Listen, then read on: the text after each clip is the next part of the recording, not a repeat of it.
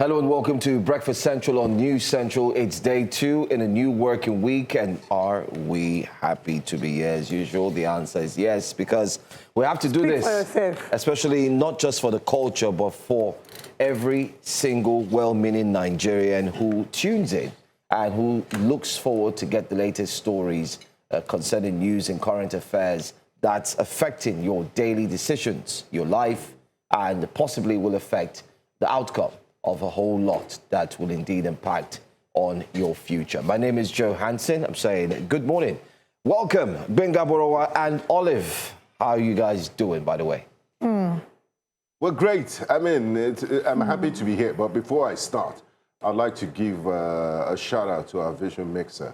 He needs to get his flowers this morning because if you notice the way the show started, it was very dramatic. It reminded me of 1990s Nollywood. Olive, it did that pion. I was not born then. It did pion. Because there was it faded from the montage into our picture. I mean, I had never done that before. So I was born in Adebola, you deserve your flowers. Pion. Jokes apart, it's good to be back, and I have to say thank you guys for giving me the opportunity to, raise awareness about my electricity situation. Please raise it again. Is it better? I want to inform you, happily inform you. Can't you see that I walked into the studio with an extra spring in my steps? Has the lights been sorted? Yes, it's been sorted. No. They listened and they acted. Don't play with News Central. Yes. Thank you. We feel the pulse. Okay. They felt my pulse and they restored light. Let there be light. So my area is now part of those areas when God said, let there be light, and they got the memo. Light. Okay. It shall be permanent. Okay. I'm so happy to hear you. Me, on the other hand, a little bit somehow. Ask me why. They're still searching, just like that Victor Wifo song. Bongo Sikwe is still searching. Searching for a driver. For true love. My brother. This guy. Actually, she's searching for two driver and true love. But because we serve a living God, why can't you have two in one? Hey, my friend. A driver and a lover. So let me show you what my yesterday was like. Oh, wow. I finally started again. Okay. I returned to the gym. My whole body is paining me. It's good. Hey. It's I didn't even know it was gym. I thought maybe you. It was Cinderella. Calisthenics class. Cinderella. For when Nigeria will host Olympics in 2050. All right, welcome back to Breakfast Central. They had to sack the whole team management of the Super Falcons. Yeah, of course. What do you expect? Oh, my what an abysmal outing. My babies. But it wasn't so abysmal. The girls were crying. I mean, I saw footage, I saw videos of the girls crying. They didn't want to greet anybody. They were on TikTok in fashion. They were top. Yeah, fashion. They were number one. Why people throwing shit at them? You see the love of men. Very seasonal. When you're doing great, they No, we love them regardless. We love them. Look, when you don't do well like this, the same people that shouted Hosanna in the highest are the same ones that will shout, crucify him, crucify him. Did you notice this life. South Africa that sent us back? Go back. South Africa prevented us from going for the male World Cup, and now it's the same South African females. What does that say? What does that tell you? It means South Africa has become a bone in our throats. At the end of the day, bone. I look forward to the day, though, that we can all peacefully coexist, especially even with South Africa. What are we now good at, really? Football used to be the only hope. Football used to unite us. Under 20, no competition. Falcons, no competition. Super Eagles, no competition. Look at me using past tense. We were so. Can I tell you what we're good at? Depending on past glory. We're good at conducting democratically free elections. Do you know how many people died in the run-up to Ocean State? No, maybe we are good at trying to ensure that we can fix the refineries. Okay. Maybe. These people are the attackers in this one. I don't know if you saw smoke. Did you see smoke? Big smoke. Fire, big smoke behind. It shows that Pelu is walking. Ooh. Okay. Are we ready for work now? Let's get serious. Let's get to work, guys. Yes. Let's start with Oshun is not going to be out of the news cycle anytime soon. They're still basking in the euphoria of their victory over the weekend. Dr. Adeleke, father of music star Davido, an elder brother of Osun State Governor Adeleke, says their victory over former Governor Boyega Oyetola was driven by faith and not money. If you listen carefully, he said, he didn't say his victory over Ambo. He says his victory over Okpebholo. So the thing is he a slip of mouth? No, he's not. He knew what he was saying. He's always said Ambo was a proxy for Okpebholo of the APC. And he said it was driven by faith and not money. Adeleke alleged that as much as 60 billion naira was spent during the elections, with some voters reportedly bought up for up to 15,000 naira, but says he chose to pray instead, asking God to let voters collect the money and still vote for his family. The victory has since sparked celebrations, with thousands of Osun workers gathering at the State Secretariat to thank God, while former President Olusegun Obasanjo also paid Governor Adeleke a surprise visit. So as the celebrations continue, does money really determine electoral outcomes, or can voters take the money and still vote according to their conscience? And play it to him, let him hear, and let him know the reason why we defeated them. The only reason why we defeated Okpebholo, no, it's not because we are bigger, but we spend more money than him. On the election, they don't spend any money. They spent 60 billion, as we have. Some places they bought votes for as high as 50,000 naira for one single vote. On the day of the election, when I heard the kind of money they were spending, I went back to my little corner in my room and I knelt down and prayed to God. I said, God Almighty, please let people collect their money, or let them still vote for Adeleke.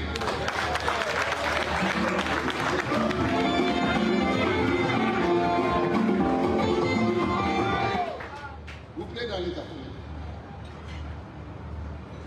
And I just want everyone to know my routine.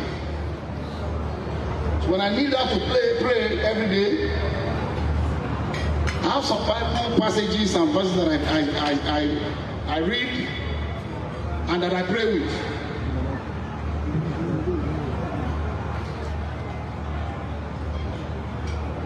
And this is part of my testimony.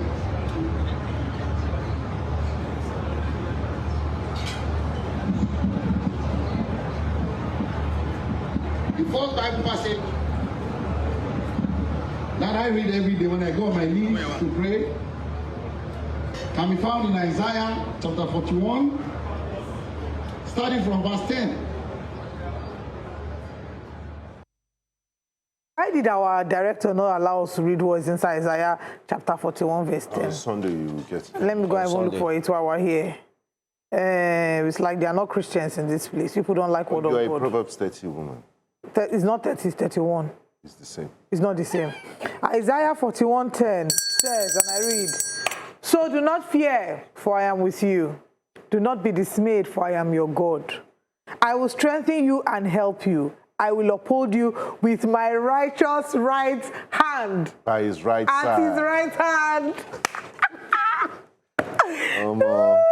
Wow. Bible studies this morning. I love it so much. Take us to church. He said, let them collect their money and vote Ademola Adeleke.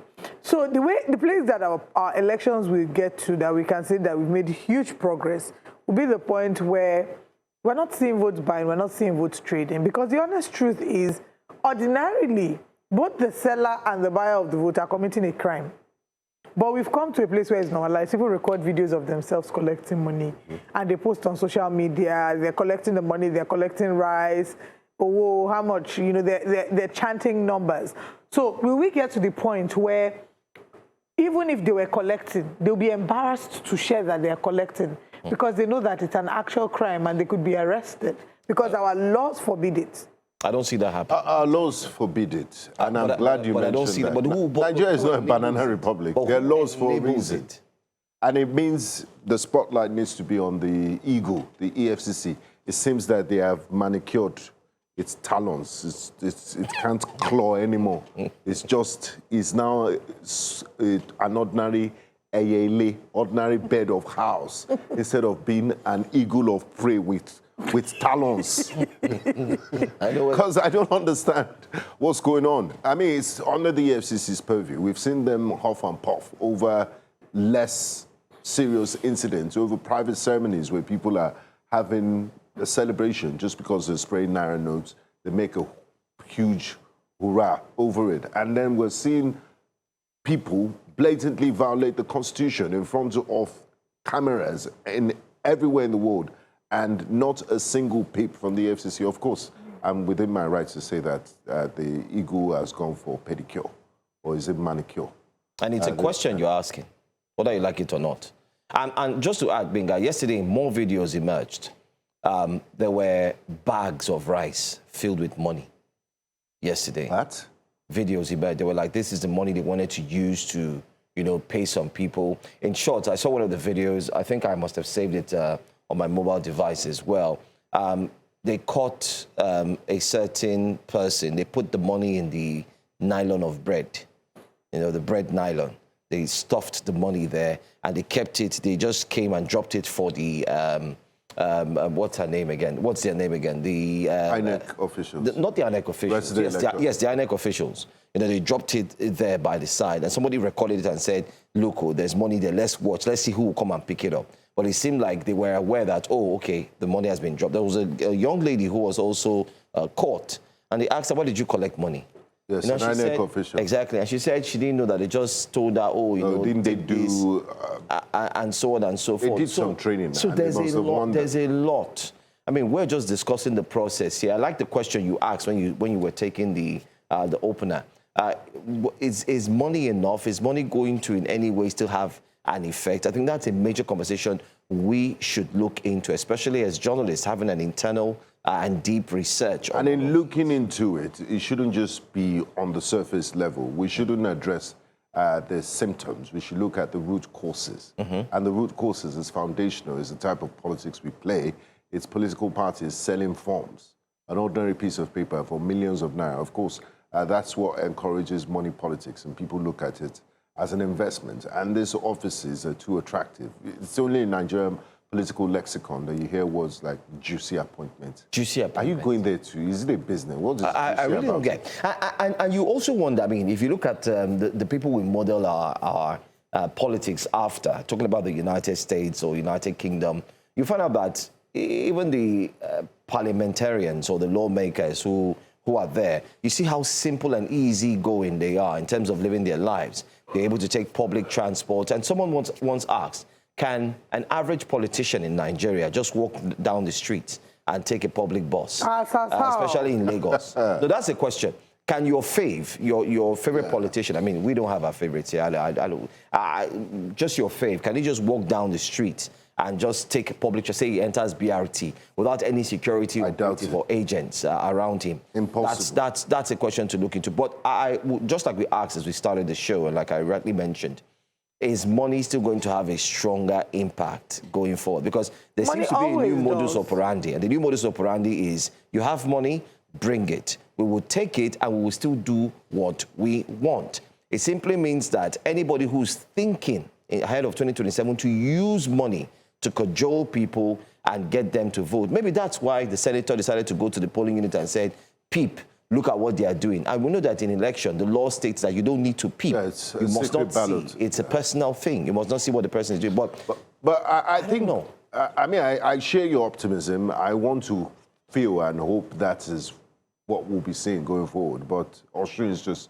a microcosm of the entire federation. And voter patterns are different. People have different personalities. Voters think differently according to different parts of the country, and also the individuals and the political parties involved in the context. So we can't use Osun to judge, but at the end of the day, I would want a situation where, I mean, money would always be relevant, even in the biggest democracies in the world. Money is relevant, but what they use money for and what they do is they open it, there's an open platform, people donate, and the accounting, there's transparency is for the, you know, the logistics is the travel, all the expenses that we incur in the course of their campaign is not to induce you with monetary, pecuniary things in order to make you vote for them. They will still argue their policies. They will discuss their politics, their policies and things like that. But here, it's an outright business. Okay, I'll give you X amount, you vote for me. And it shouldn't be so. So it's the foundation. All right. It's faulty. We're also looking at the factors, some of the factors. A certain APC chieftain went on Arise TV and he was talking about the factors that led to Osun State winning. And his name is Farouk Aliyu. And one of the factors he mentioned was because he said the APC underestimated the electorate in Osun, which I agree, that the APC assumed that federal might would just come and conquer. I wouldn't think so. They went to. I mean, they came up. They went all out. They went all out. We saw it. People were killed. Well, fair. He said another point was that there was internal wrangling within the APC, and I'm like, no, I don't think that one is the issue. Look at next time that the APC should. There you go. That's the bag of rice. There you go. There you go. The next time the APC should select a candidate that everybody agrees with, that there was internal wrangling within the party that led to... I think that was by Dio Israel also put out a statement. The national youth leader of the APC put out a statement yesterday, a very lengthy one. And part of the things he mentioned, Olive, is what you just said now, that they should have looked at, they thought that the dancing was not needed. That's the underestimating. Very key. But you know the last time that there was an underestimating was in the 2023 elections, when the APC underestimated the influence of the Labour Party. The Labour Party was a new kid on the block at the time. They underestimated the influence of the Labour Party and the force that is the obedience. And so when the first elections, the federal election happened, and they saw that Obi was, influential, you can see the reprisal voting, let me call it that. You can see the backlash that got at the gubernatorial elections, because they came with a certain level of preparedness. The gubernatorial elections were more intense. So perhaps what we've seen in Osun would trigger a certain level of extra, what is the extra? Triple preparation. What is the extra? So God bless you. This is the highest for that question. Yes, and let me counter that statement, because it's not from you, it's from the I saw that article. He broke it down. The same Dio Israel had broken it down when they lost Lagos to PO. But then again, what's the extra? Let's list it. One, there's federal might. There were indications that, listen, you have the federal support, use it to your best interest. And there we saw a video now. How many governors? We heard there were over 20. The DG of the NRS was also part. Who decided to go there? Did you see their council? Yes. Electoral council. Headed by Dr. Zaka. Headed by, in Treasury, Dr. Zaka did it. NRS. Governor Sanwo-Olu was there. Governor of Imo State. You had a list of juggernauts. We did talk about that. The electoral council. Political galacticos. They set up a 276 political campaign. Yes, 200 something. They were huge. So if you're underestimating someone, you wouldn't do that. That's three. Exactly. Four, there was the independency, as mentioned, of the EFCC in freezing the account, the state account, until it was asked, oh, listen, you need to unfreeze. And then, of course, that was unfrozen at some point. You have that. You also have like we mentioned, this sad situation of unwarranted killings. People dying because there was violence, and then there's death. And then you have the warnings from the thugs, the thuggery warnings, saying don't come out. Then you now have what we've seen after a long time in Nigerian political space, let me call it a cross-pollination of political intimidation, where people from other states are now saying, we are coming to your state, we are warning you. And we saw that happen from Benin. The Benin moving to Osun State, warning people of Osun State, and then there were words like, don't come outside if you're not going to vote. The same thing we saw in Lagos, that if you're not going to vote, don't come outside if you come out. So this list is long. It's very long. And then it's counterintuitive in the first place to even underestimate an incumbent. I mean, it's... It's counterintuitive. Maybe they were looking I'm at going to history. perhaps speak about Falilat Yusuf, popularly known as Adeleke, and the influence or not that she wields in political conversations and political discourse. I really think sometimes we, the media, will make some people popular. No. It's not about popularity. Mine is if you are overtly engaged in vote trading, you are overtly giving people bags of rice and all on camera. Last I checked, that's a punishable offense. It's not something that you are doing out of philanthropy. If you are giving people things and you're swearing for them that if you don't vote for our party, and stuff like that, if your people have, that it will not be well with you. If people have made a business out of being political juggernauts, but in the sense of vote buying, shouldn't that be investigated? Shouldn't that be made into an example? She has come out to, like a rapper will say, Shalaye on social media. She had initially, when the Adelekes were contesting against Oyetola, she was on Team Adeleke. At that time, Adeleke lost to Oyetola. Now, Adeleke against Bamiji, some say is Adeleke against Oyetola. I didn't say that. It's Adeleke versus Bamiji. She supported Bamiji. Unfortunately for her, Bamiji lost, and Adeleke has won. They've said that she's probably the factor that's making some of the people she supported lose elections. But that being said, we need to get to the point. She doesn't support your team in Premier League because you can infer what will happen. I hope she supports us now. Wow, Chelsea fans, they're not a disguise. But very importantly, on a much lighter note, I would say that the elections have come and gone, but they shouldn't be completely gone in a sense. We need to look at what were the anomalies that happened in this election. This election is a prototype of what we will expect to see in 2027, the flaws and all.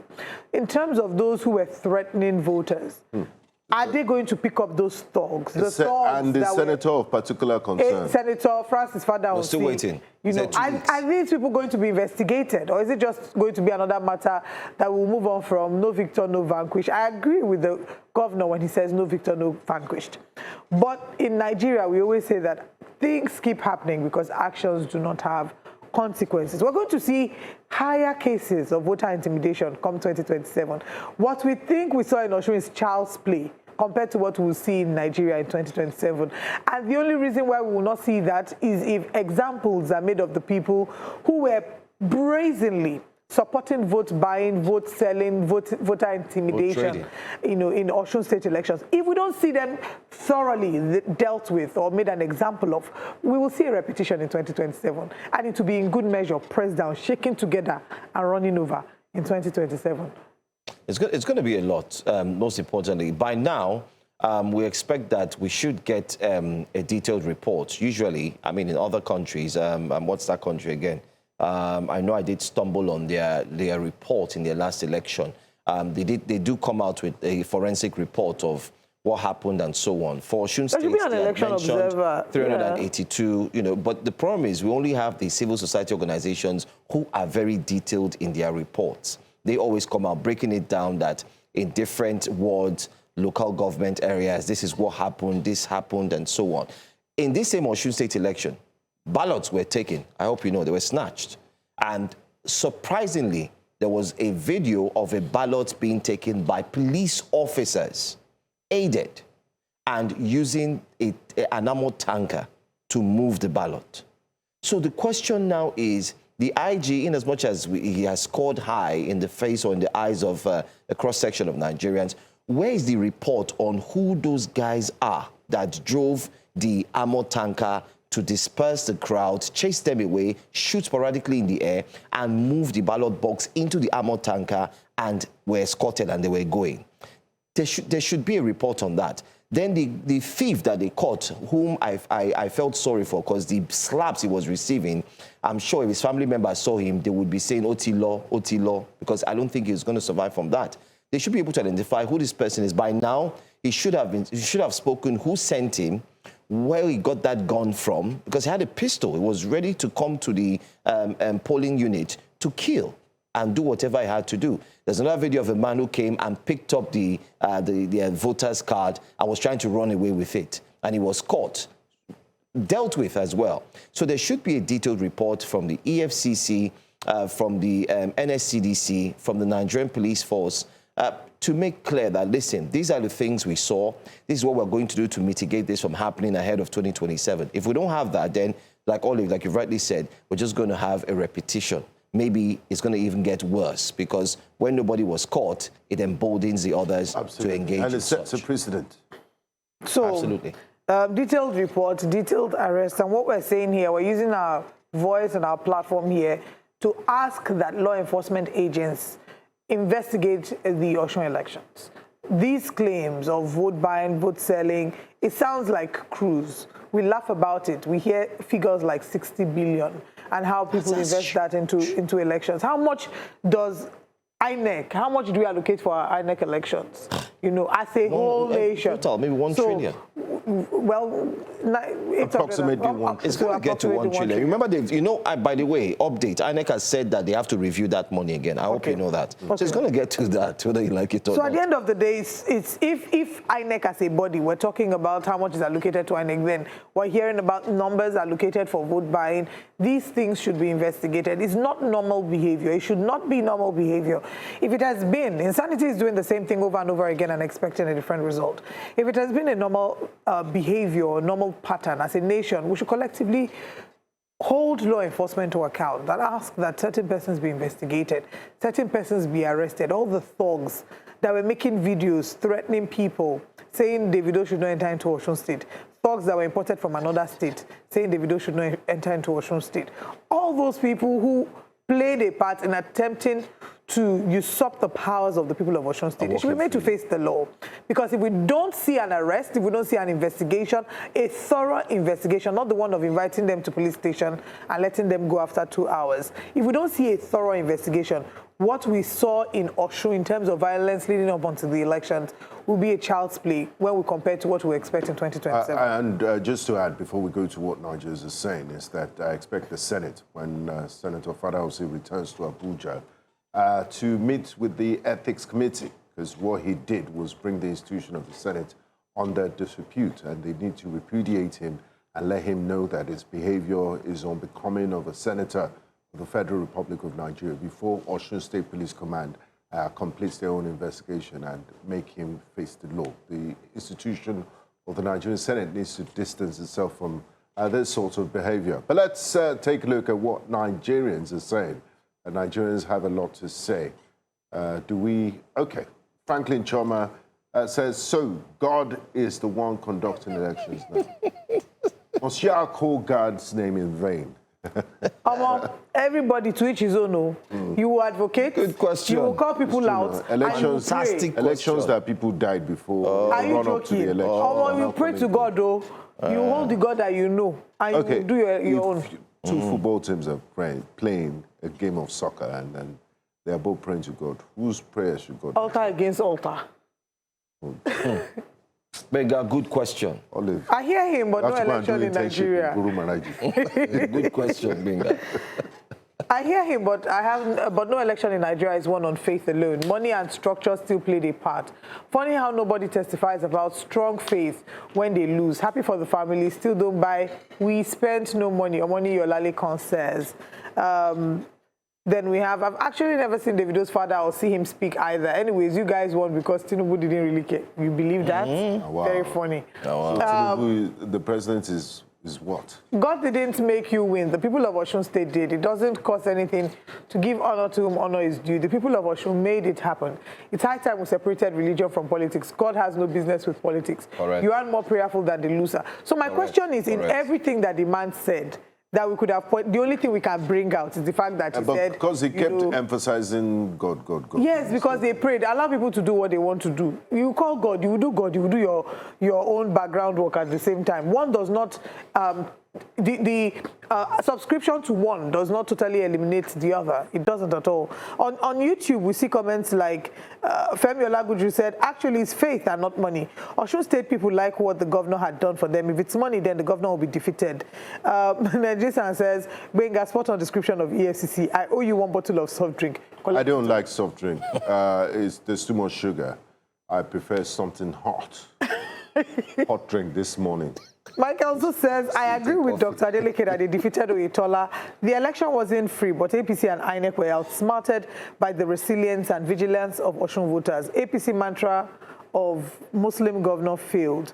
Marco Chukwemeka says the eagle goes blind when it's the APC that's involved. And thank you very much, Mr. Johnson. Says, Olive, God will answer your prayers, 2 in 1 version. Amen. Thank you. Najisa says, as much as I want them to investigate, I am hoping this strong voice inside of me saying, don't waste your time, nothing will happen. Okay, that he's having the strong voice. And then Julius Yama says, Osho is a litmus test. Nigerians have spoken through the ballot. I have dusted my PVC. I don't mind trekking kilometer. Oh my gosh, to vote, stand and protect my vote. 2027 Nigerians will take back the country. I think that there's something that Osho elections have done for those who had no faith in the electoral system, those who were struggling with voter apathy. Hopefully it will translate into more numbers, not just people collecting their PVC. Well, we will take more comments later and we'll bring you another story, but let's share with you what the top stories are. We have really interesting top stories, so take a look. This morning on Breakfast Central, we're looking at the fact that ASU threatens strike as over 200 CASU lecturers resign over poor conditions.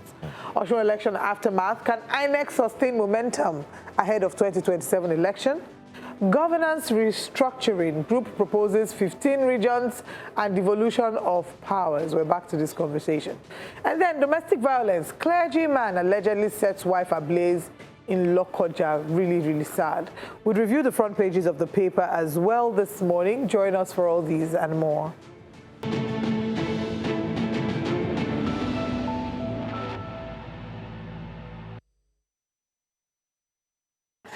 Edo State is facing fresh questions over its fiscal direction as the state's domestic debt rises sharply under Governor Monday Okpebholo. According to the latest Debt Management Office, figures cited by Premium Times, Edo's domestic debt rose from 113 billion naira at the end of 2024 to 172.37 billion naira by March 2026, moving the state from the 12th to 6th amongst Nigeria's most indebted states. The increase came after the debt had initially fallen during 2025. Meanwhile, there has been a significant political development in the Edo State House of Assembly. Blessing Agbebaku has resigned as Speaker, citing personal reasons, and lawmakers have elected Yekini Idiaye, representing Akoko Edo Constituency 1, as his successor. The House also approved the nomination of Natasha Osawaru as Minority Leader. The leadership change comes amid reports of an impeachment move against the former Speaker, raising questions about the political dynamics within the legislature and its relationship with the Governor Monday Okpebholo-led administration. Joining us to discuss all of these is Special Advisor on Media and Publicity to the Edo State Governor. We have Boogie joining us, Mr. Boogie Okemoy. Thank you so much for joining us. Thank you for having me. My pleasure. Good morning, guys. Good morning. Good morning. Let's start off first. I think a few days ago here on Breakfast Central, we had taken time on our Wake Up Conversation segment to look at the debt profile of Edo State, rising 12 to 6, and try to link that with the reactions we saw by netizens on social media complaining that the debt profile is rising, infrastructure is not being seen, and they were also able to link that with videos. What's your take on that, and what is the Edo State Governor's response to all of that agitation? Thank you very much. Good to be with you guys. I'm happy you started with your report. Would like to express some reservations about how that report was done. It didn't seem to have been done with the best of faith. When that report was done, no information was sought, no investigation was done. You didn't reach out to the state governor or to the state government. And even the way it was couched, in the report, allusions were made, connections were tried to make between the debt and the governor's recent announcement of appointment. And then, what made it a bit funnier, somehow the story from debt kind of connected with the governor and the Osun State situation. So I think that was it. While we can't control how you guys, choose to present your material, We only ask that you're a bit fair on us. Having said that, I would like to state, firstly and most importantly, that the governor of Edo State, His Excellency Senator Monday Okpebholo, has not taken a dime as loan to directly fund any of its expenses, whether recurrent or whether capital. The governor has not taken a loan, any dime, to fund any of its expenses. All of the governor's activities have been funded largely from the federal allocation and the IGR. Now, the debt situation that you referred to, just a little bit of digging would have explained the situation with that debt. In June 2025, the Edo State House of Assembly approved a 100 billion naira guaranteed contractor financing obligation. What that basically meant was that because the governor was very particular, I mean, the governor has a zero policy on abandoned projects. Whatever projects are started to the best of his ability, he will ensure that it is completed. And the only reason any project will not be completed is because of time, not resources or management. Because of that policy, the governor, realizing that the contractors who were giving critical projects to handle will require bank financing. And if you understand how these things work, the banks are concerned, giving money to contractors, especially contractors working with government, because of concerns about payment. So what the state government did to ensure that these contractors have access to funding was to guarantee a loan sum for them, 100 billion naira. What that meant was contractors who had gotten contracts could approach the bank, and I don't mind mentioning the bank, it was First Bank, could approach the bank, get a loan that the government has already guaranteed. And as they are paid, at different phases of the project or at completion, they repay those amounts. So naturally, because the government is guaranteeing that loan, it is written against the government as an obligation, and that's why it reflected in that. Governor Monday Okpebholo has managed Edo State resources very responsibly, very prudently, and the evidence is there for everybody to see. In your opening remarks, you made reference to the fact that people say there's no infrastructure on ground. That's not true. Edo State is a construction site. I'm sure we're all aware that for the first time in the history of the state since inception, where the governor is building 3 new flyovers. One is basically completed, one has gone at advanced stage, and one will be starting very soon. The governor at this moment is working on over 500 kilometers of roads, all of this in less than 2 years. We see the intervention in agriculture. We see the intervention in, several aspects of the economy. So the governor has managed resources pretty well. The reflection of that figure was not because the governor borrowed to do anything. It was just a guarantee for the contractors. And if you see the performance, from the DMO figures, if you see how the figures have worked, you will see that there has been some payments already made out of that money. And what that means in a short while, when those contractors are done with their work and the government pays them and they make those payments, that loan will be taken off. So it's important that the people understand, very importantly, where that figure came from. It's not because the governor has not had need to borrow. Like I said, the governor has funded all of his activities largely from federal allocation, which has improved greatly due to the president's policies, particularly removing of fuel subsidy payments. And of course, the IGR that the governor has worked very hard to build up. So that's the situation with that debt. The governor did not take a loan to fund any of his expenses. It was a guaranteed contractor financing obligation that the governor guaranteed for contractors who handle government projects. Okay, all right. If you say that was for the guaranteed facilities and, of course, guaranteed financial obligation, the question still stands that looking at some of the infrastructure, are they infrastructures that the people actually are calling for, or the infrastructures that the governor has chosen to do himself? Because there are also videos showing some of the state of the road, especially the road leading to the governor's area, how people are struggling to use that road. That's one. I'd like you to talk on that. There's one on the screen as well. And these are the people of Benin State talking about that. Secondly, we'd also like you to expatiate more on the 4,800 SAs. 4,800. We did mention that as well. So what's your take on that? Thank you very much. One of the major differences between this administration and, probably some other administration in the past, particularly the immediate past, is the approach of the governor to governance. The governor approaches a top to bottom approach to governance. everything the governor does is influenced by two major factors. One, during the campaigns for governorship, he went around the 192 wards, spoke to the people. If you can remember the campaigns in Edo in that election, one of the major complaints or one of the major comments made about the governor was that he wasn't talking to the press, he wasn't talking so much. It was because he focused more on engaging the people at the grassroots. The governor is a grassroots governor. So everything he does since he came into, everything he's done since he has come into office and he's still doing, are based on what the needs of the people are. And I'll appeal that you don't rely on biased commentary you probably will see online or see somewhere else. Do a fact-finding tour on your own behalf and see things for yourself. If we're referring to the flyover projects, the governor is also somebody who's building for the future.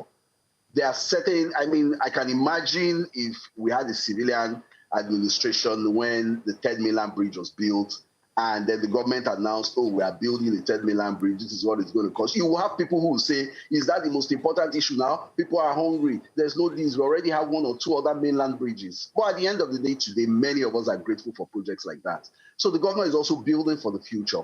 All of the flyovers that the governor is working on are projects that will open up Edo State to massive opportunities, that will open up Edo State to investments, that will open up Edo State as a major gateway for commerce. I don't know if I'll have time to go into the importance of each of those projects, but to answer your question directly, everything the governor has engaged in have been things that the people realized that they need. So what are some of which is why we're having you here, to help clear some of these doubts. If you can please speak to some of these projects. I know you've mentioned some, but if you can speak into these projects, at least the people of Edo State can see what is being done rather than make assumptions and speculations. So if you dig deeper, like I said, you see a lot of what the governor is doing. We've had a rough couple of weeks because of the political situation with Osun, so we faced a lot of heat.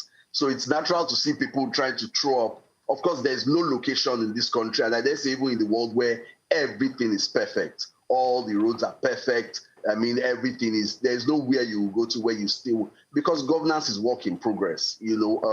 Everything will not be fixed overnight. Everything will not be fixed in a day. I always remind people, let us remember that Governor Okpebholo has not even gone halfway into his tenure. He's less than 2 years into his tenure, and a lot of the things that he's done are a reflection of how much impact he has made in such a short time. Now, Benin City has a unique position. It is a gateway. It's a gateway town. It's a transit city. What it means is that through the Aduwawa axis, you can access the north directly. Through the Benin Asaba Road, Benin Agbo Road, you are accessing the southeast directly. Through the Benin Saple Road, you are accessing the south-south directly. And through the Lagos through the Benin Shagamu Expressway, you are accessing the west directly. So Benin is positioned at the place where it's very easy to distribute. It's very easy to access every part of the country. And that's why companies like Guinness in the past set up major factories in that place. Now, the Ramat Park flyover is at the intersection that connects vehicles coming from the southwest, vehicles coming from the south-south, going to the southeast and to the north. So that infrastructure is very key. For a long time, it was small 2-lane roads, on both sides, and a market had built up at that place. So anybody who stayed in Benin knew what it was to commute on that place. And what's interesting is that several administrations ago, I think the administration of General Okpebholo in the early 80s, actually started some work on raising that flyover, but obviously didn't complete it, and that had been there. The governor, who, like I said, is building for the future, who's positioning Edo State for the future, decided it was important that that infrastructure was put there. And that's going to change the face of commerce and the face of trade in that area. Benin can become a logistic hub. We can have companies coming to set up because they know it's easy to get their goods out, among several other projects. Let me refer particularly to the road you said leads to the government house. Now, those are GRA roads. Without a doubt, GRA roads are in bad shape. And before I talk about what the governor is doing about that, one of the nicknames of the former governor, the governor that left, was Wait and See. As when he was coasting to his second term election, his nickname was Wait and See. And why did Benin people give him that nickname? Because you'll be driving home in the evening, and a road that you passed at night, it's bad. In the morning, you are driving back on that road, and the road has been worked on overnight. So everybody started calling him wake and see. So you wake up and see good roads. The question is, where are all those roads today? If those roads were durable and had stayed, we will be talking about bad roads in Benin City today. And the problem is that Benin, GRA, the GRA part of Benin City, has a major problem, and that's the fact that it developed without drainages. There is no drainage in GRA. So what happens is that when water falls, when rain falls, when water gathers, there's no way for it to go, and that impacts on the road terribly. Governor Okpebholo is not a governor who whitewashes. He's not a governor who, I mean, if the president has made funds available to him, I mean, he'll spend it for Edo people. So there are major plans already to fix, to attend to the GRA. I mean, the governor lives in GRA, so he drives on those roads. If the governor can be, I mean, building new roads and fixing roads everywhere, is it the one that he takes every day that he won't attend to?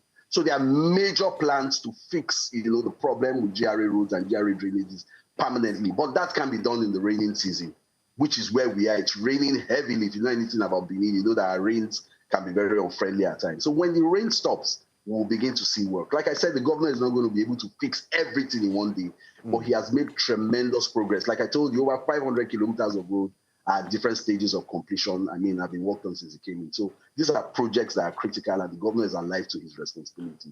You didn't answer my colleague's question on the 4,800 essays, and many people have also been wondering that do they have particular portfolios, and it's quite a huge number. So could you shed more light on that, please? Okay, so when we say essays, it's important we clarify that these essays are not special advisors. So you have special advisors, you have senior special assistants, and then you have special assistants. So these essays are special assistants. They are on a much lower rung. So let's not confuse that with special advisors.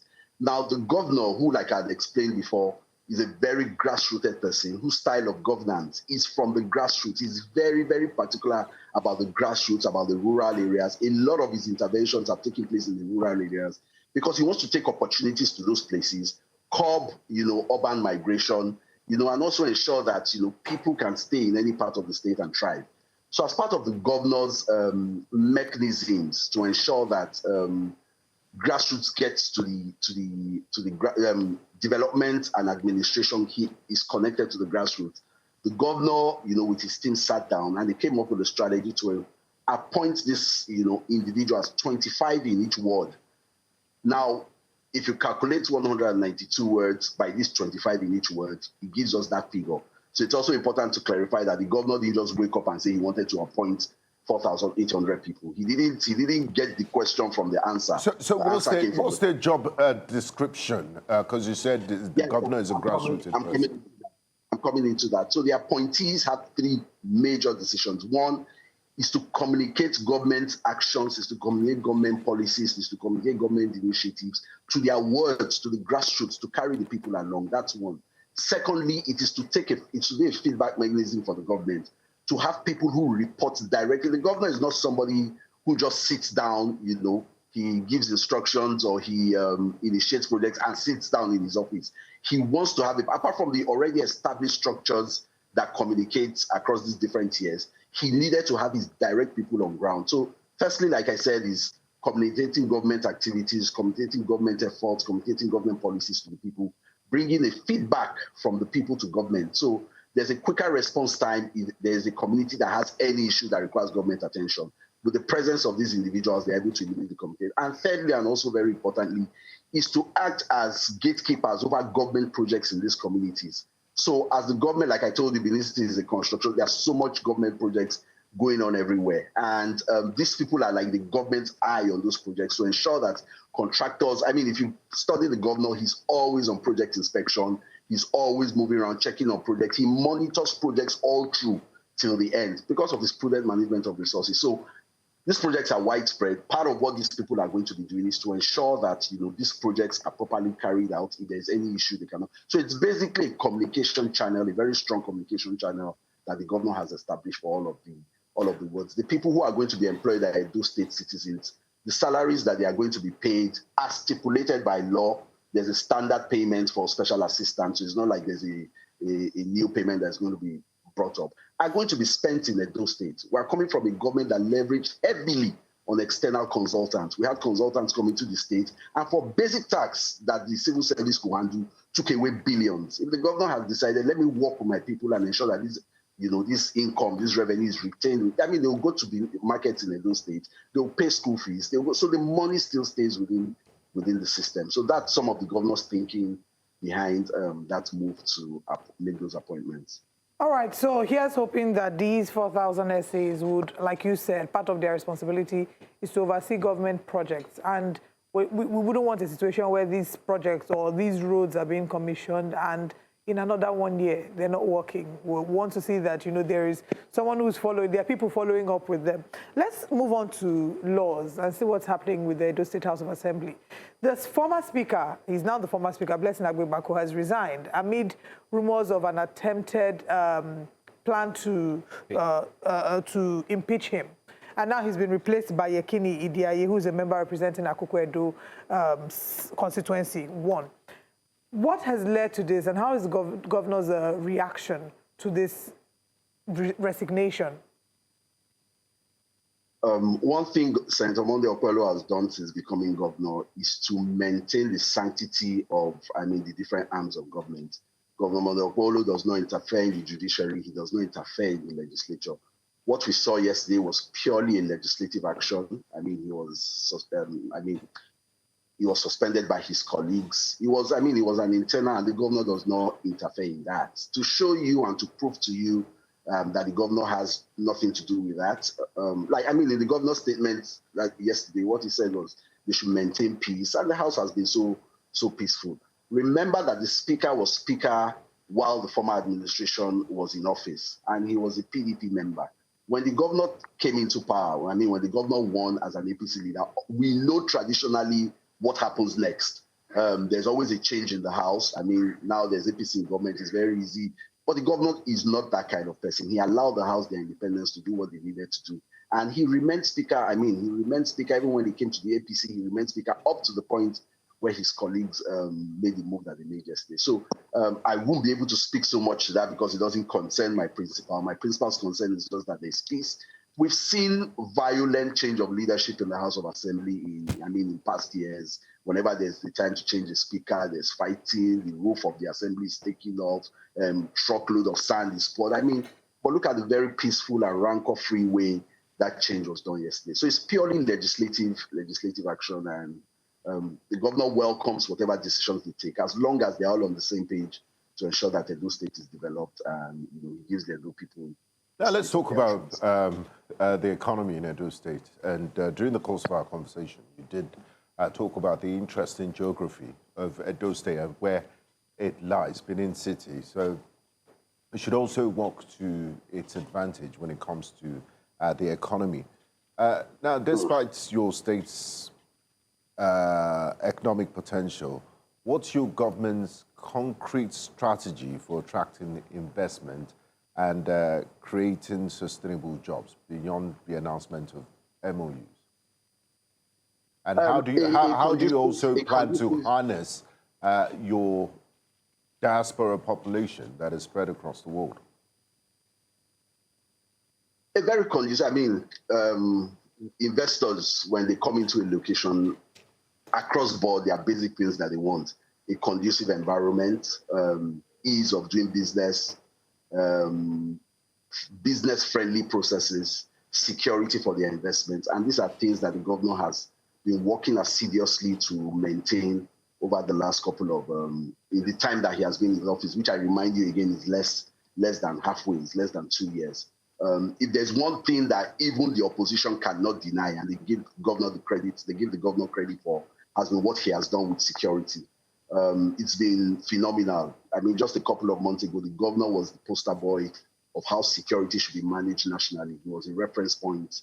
The governor has brought to the barest minimum violent crimes in the state through aggressive approach, getting the citizens involved, ensuring that everybody is a part of security. And that has been paying off. Edo State is a very, very, very secure space as we are today.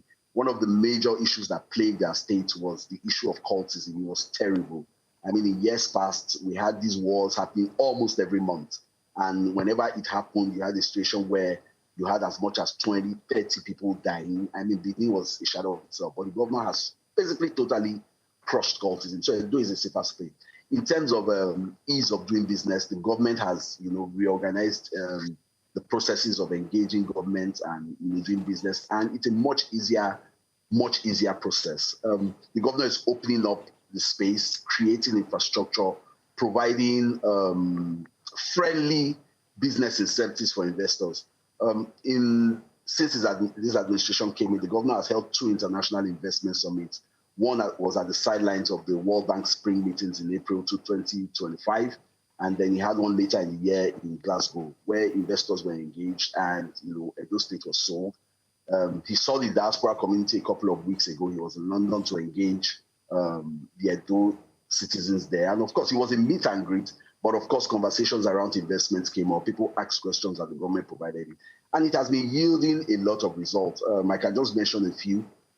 There's a major 100 megawatt power project going on in Ologbo, in Edo South, by the Chinese company CCETC to generate 100 megawatts of power. That's already ongoing. And the Edo State government, unlike in the past when things like that were done, government resources were put in with nothing for the government. In this particular case, the Edo State government has 10% stake in that project. We also have a company, Zeta Automobile, who have come to establish an automobile plant, a $3 million automobile plant. That's ongoing in terms of construction. We also have a 7.7 megawatt mini grid electricity project by IZ Energy Limited going on in Edo Central.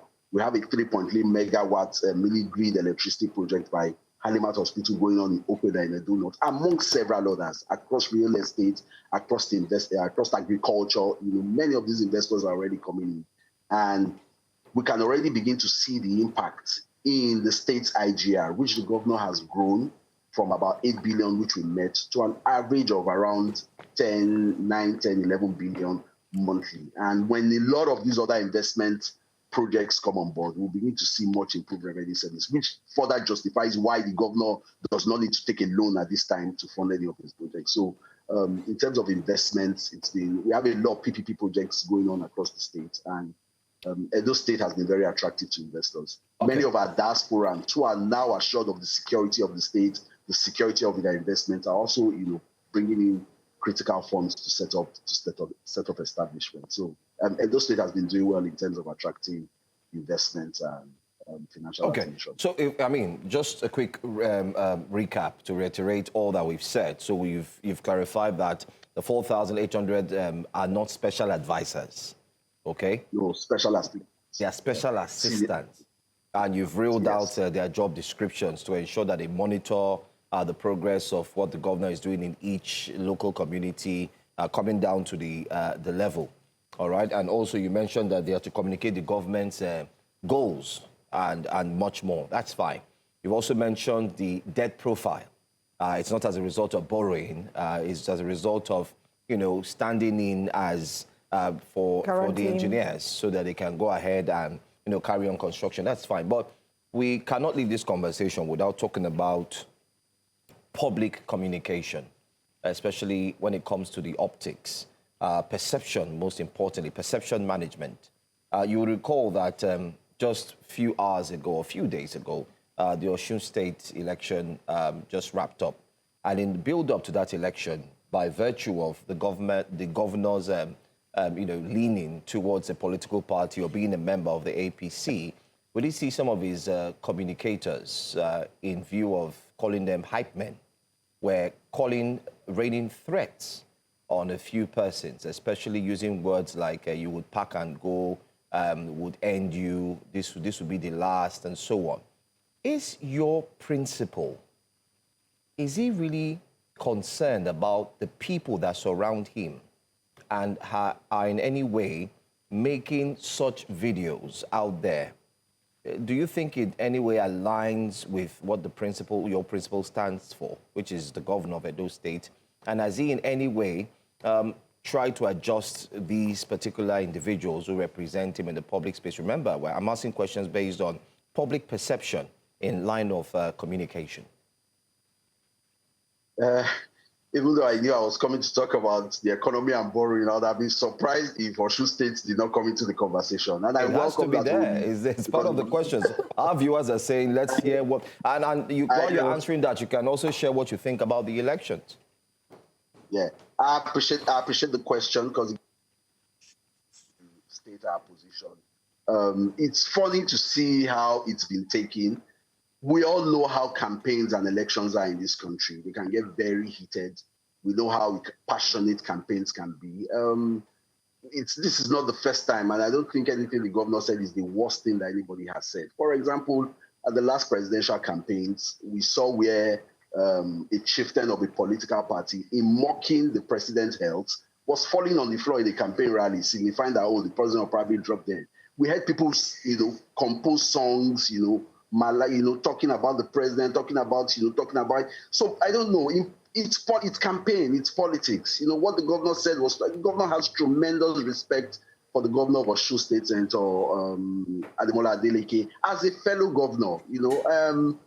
He wouldn't do anything or say anything to malign, or it's politics, it's campaigns. And now that a result has been done, the governor wishes Osun people well. He's happy that, the will of Osun people, the governor is a Democrat. He's happy that the will of Osun people, and people should understand that. I mean, things happen in campaign, things are said, but it's not personal. It's not, if they see tomorrow, two of them will hug and laugh. And when the governor was having his election in 2024, Governor Adeleke came to support the PDP candidate. All right, so it's all political rhetoric. It's all political rhetoric. Sorry? So if I hear you correctly, it's all political banter. Politics, all that is past. Okay. The governor has respect for Senator Adeleke. But one of those thugs who were caught on camera, threatening Davido, saying he wouldn't come into Osun State, there were those who pushed and said, why are these people here? It's not even their state. Yeah, I don't know who specifically you're talking about, but I mean, in your colleague's earlier remarks, he made reference to some individuals. And when he mentioned the word hype men, I think I understand the people he's talking about. It's important to state that those people are not appointees of government. They do not represent government. The party has supporters. But they're in close proximity with your principal. Our governor is a grassroots person. People move around him. When he moves, there are a lot of people. The governor can't start selecting. Don't follow me. They are APC supporters. They are the governor. So the governor has different kinds. That you have two who are more vocal than others. It's nothing. They are doing what they are doing. It's their personal. Okay. Just before, there's no time they have said the governor. Just before we let you go, I would also like you to confirm if this is political rhetoric or not. Your principal seems to be very interested in Mr. President returning to the villa rather than his own elections. And in 2024, when he emerged governor of Edo State, it took 291,667 votes over his closest contestant to emerge as governor. And he's been promising 2 million plus votes for Mr. President in 2027. Where are those votes going to come from? Since he didn't even get 500,000 votes in his own elections. Is it political rhetoric, or is this serious about this millions of votes for Mr. President? And also, there was an instruction given by Mr. Jackson Tenebe that appointees of the state should wear the president's personal insignia when attending council meetings. What has compliance been like? And does the governor also support that? Yeah, okay. Let me quickly answer that. That instruction mandate actually came from the governor, not from the APC chairman. But I'll come to that. What the governor has done, I also don't know why this stirs up so much contention and stirs up so much criticism. Successful people set targets for themselves. The governor has set an ambitious target for himself to say, at the next election, I'm going to work hard to ensure that the president gets over 2 million votes. So I think he should be praised for that. Even if he does, we all cry about voter apathy. And if somebody has set a target to ensure that this number of votes come out of Edo State, I think he should be commended for that. So that's a target the governor has set for himself. Now, the next question is it possible? Yes. Why do I say it's possible? Do we have up to 3 million voters in Edo State? Yes, we do. By the time the results of the latest round of registrations come out, I'm sure we'll cross the about 3 million. So the votes are there to be gotten. Now, what leads to low voter turnout? You just mentioned the figures that got him into office in 2024 and talked about how low the figures were. It is because majority of the registered voters did not come out. So what leads to low voter turnout? One, non-registration when it's time for registration, when people don't go and register. Secondly, after registration, when it's time to collect PVCs, people don't go and collect their PVCs. Thirdly, on election day, maybe because of voter apathy or fear of violence, a lot of people, or just laxity, people don't come out to vote. What it means is that if you can fix these three parts, when it's time for registration, mobilize as many people as you can to go and register. When it's time for collection of PVCs, mobilize as much people as possible to go and collect their PVCs. And when it's time for the election, encourage them, mobilize, use your grassroots structure, and ensure they come out to vote. If you can handle those three parts successfully, you will get very good numbers in votes. Look at how many votes came out of Osun State in this last election. Close to 1 million. I don't think Osun State has had that number before. It just shows that people are waking up and people are more interested in the electoral process. And when you have a governor who has set that target for himself, knowing fully well that his performance will also help in driving that, every time you see him give credit to the president, he knows what he's doing. You know, because he knows that the work he's doing, if you can let the people know, it's because, like we say in this place, if you reach your turn, no thank your helper. He knows that the governor has been the president has been helpful to him in ensuring that he has funds to work. And I mean, the people believe that. And when it's time, the people will follow him in the direction. Well, unfortunately, out of time. But my colleague's second question had been about the Infinity logo. But I guess some of the time. I can see your nice brooch. Thank you. Yeah, that's me keeping up with the chat. We love the president. We support the president, and we're proud to identify with you. Thank you so much. Thank you so much for It's been a pleasure speaking with you. Thank you so much. Thank you. Right. Pleasure talking to you guys. Thank you. Thank you. Okay, we'll go on a very quick break. We'll come back, and when we return, we're still looking at political reactions. We're heading this time to Osun State. Please stay with us.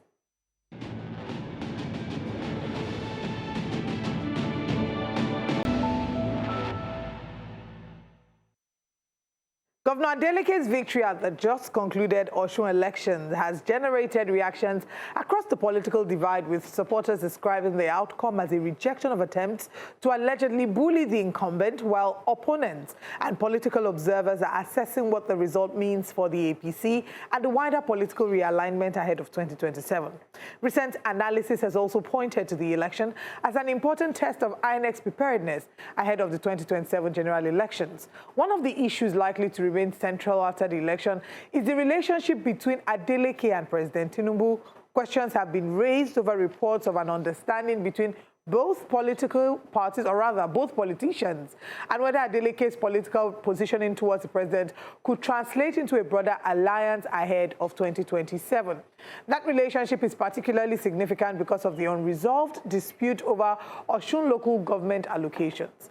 Reports based on FAC data indicate that about 201.96 billion naira in statutory allocations due to the state's 30 local governments was withheld between March 2025 and May 2026. The federal government's position has been tied to the controversy surrounding the 2025 local government elections, while the Adeleke administration has repeatedly demanded the release of the funds. Attention will also remain on INEC and whether the commission can build on the Osun election as it prepares for 2027, particularly regarding voter confidence, result management, security, and the ability to conduct credible elections. To discuss this, we're now joined by political analyst Zachary Idris. Good morning, and thank you very much for joining us. Good morning. An absolute delight to be here. Thank you for having me. It's great to have you. There have been different discussions, and people have given different positions as to why Governor Ademola Adeleke emerged the winner of the Osun elections. But I want us to start on a different note. I don't know if you saw the tweets by a certain person alluding to the fact that agreement is agreement, inferring that there might have been some form of agreement between the president and Governor Adeleke. First of all, congratulating him and saying agreement is agreement. Do you perhaps think there might be an underlying agreement that we're not aware of? Especially because there was also an interview that he granted where he made mention of throwing his allegiance and his support behind President Bola Ahmed Tinubu. I mean, this is not a secret, it's a known fact. Thank you. Great question. First of all, let me join my voice with that of millions of Nigerians to congratulate Senator Governor Ademola Jackson Nuruddin Adeleke the governor and governor-elect of Osun State for his resounding victory in last Saturday's governorship election.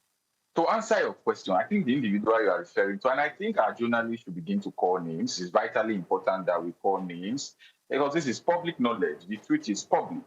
The Minister of Aviation, Festus Keyamo, being a typical meddlesome interloper, had gone to want to claim credit to deodorize the scathing defeats of his political party in Osun, claim that agreement is agreement, that some trying to suggest that there's some sort of agreement between the Osun State governor and the federal government to allow him win, which is, being a senior advocate of Nigeria, this is in every effect anti-democratical, that you suggest that a ruling party allows people to win. No, in a democracy, it is the people that decide. The power resides in the hands of the people. And in last Saturday's election, the Osun people decided vehemently that they wanted to retain Nuruddin Adeleke as their governor. So there is no such thing as an agreement. I am delighted that the governor had come out to say there is no agreement between him and anybody. And in any case, he fought to win his election. There are other pointers to suggest that this was just meddlesome interlopingness from the Minister of Aviation. The APC deployed 32 governors, deployed the Senate president. I want to believe that if the president even had the zest or the verve to do the rigors of campaign, we quite believe that he doesn't have it anymore. He would have been by himself in Osun campaigning for the Ambo, Oyebamiji, the candidate of the APC. They put there a strong candidate. When there were disagreements emanating from the primaries of the APC, they were personally resolved by the president.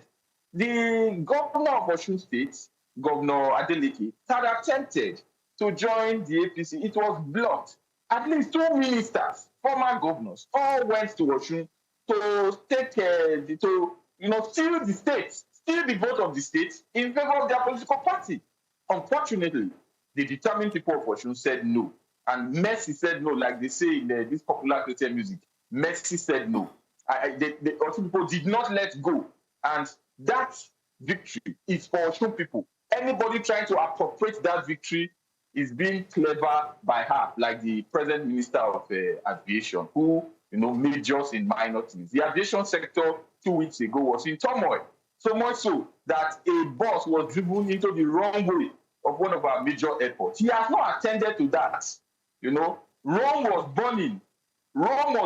Festus, otherwise called Nero, was fiddling. He was somewhere abroad.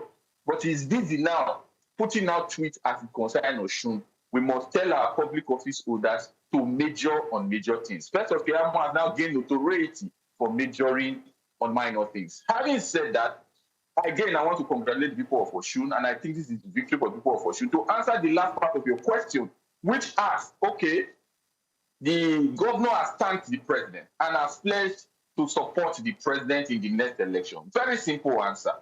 The governor is not supposed to thank me. He is supposed to thank someone. And in any case, the president, apart from being the leader of his political party, is also supposed, I am qualifying it, is also supposed to be the father of the nation. When Oshomole won election in 2012, his governorship re-election, he thanked then President Goodluck Jonathan. Oshomole was of the ACN, Jonathan was of the PDP. There's nothing new in thanking the president. So what is new is that he has committed to support the president in the next election. And there are 2 reasons I think I can adduce for this. Number 1 is that the allocation of Osun State as we speak is still being held by the federal government. Over 200 billion of the local government allocation due to Osun State. No state has suffered this kind of vilification in the present political atmosphere in Nigeria. Interestingly, when the president was governor of Lagos State, then President Obasanjo had seized his local government allocation. He has now repeated history, but he has done it on a much larger scale. And if you keep in mind that the president claims to be a pro-democracy activist, you see clearly that the democratic credentials have failed in this case. Now, the second reason I can adduce for this is that Governor Adeleke is too scared to want to be on a collision course with the president, having just won a big fight. So, which is okay. You cannot tell a man how to behave eventually. But one thing I can tell you for free is that Adeleke cannot decide the votes of the Osun people when it comes to the presidential election. He has not been given that mandate. In the last presidential election, they voted against Tinubu. Osun people, Tinubu is from Osun. They voted against him in the last. In fact, Tinubu is the only president who lost his home state and lost his state of residence in a presidential election. He lost Osun State, where he is purportedly from, and lost Lagos State, where he lives, and where he has now claimed to be his state. So he lost both, and so by some stroke of magic, he still managed to emerge as president. Some of those things we'll look into in 2027. So Adeleke will not decide the Osun vote. They've given him his mandate. We should run with it. In 2027, Osun people will decide who they will vote for. And if you look at history, Osun people never vote for the ruling party. Just take a look at recent history from 1999 up till today. That's a lot that's been said.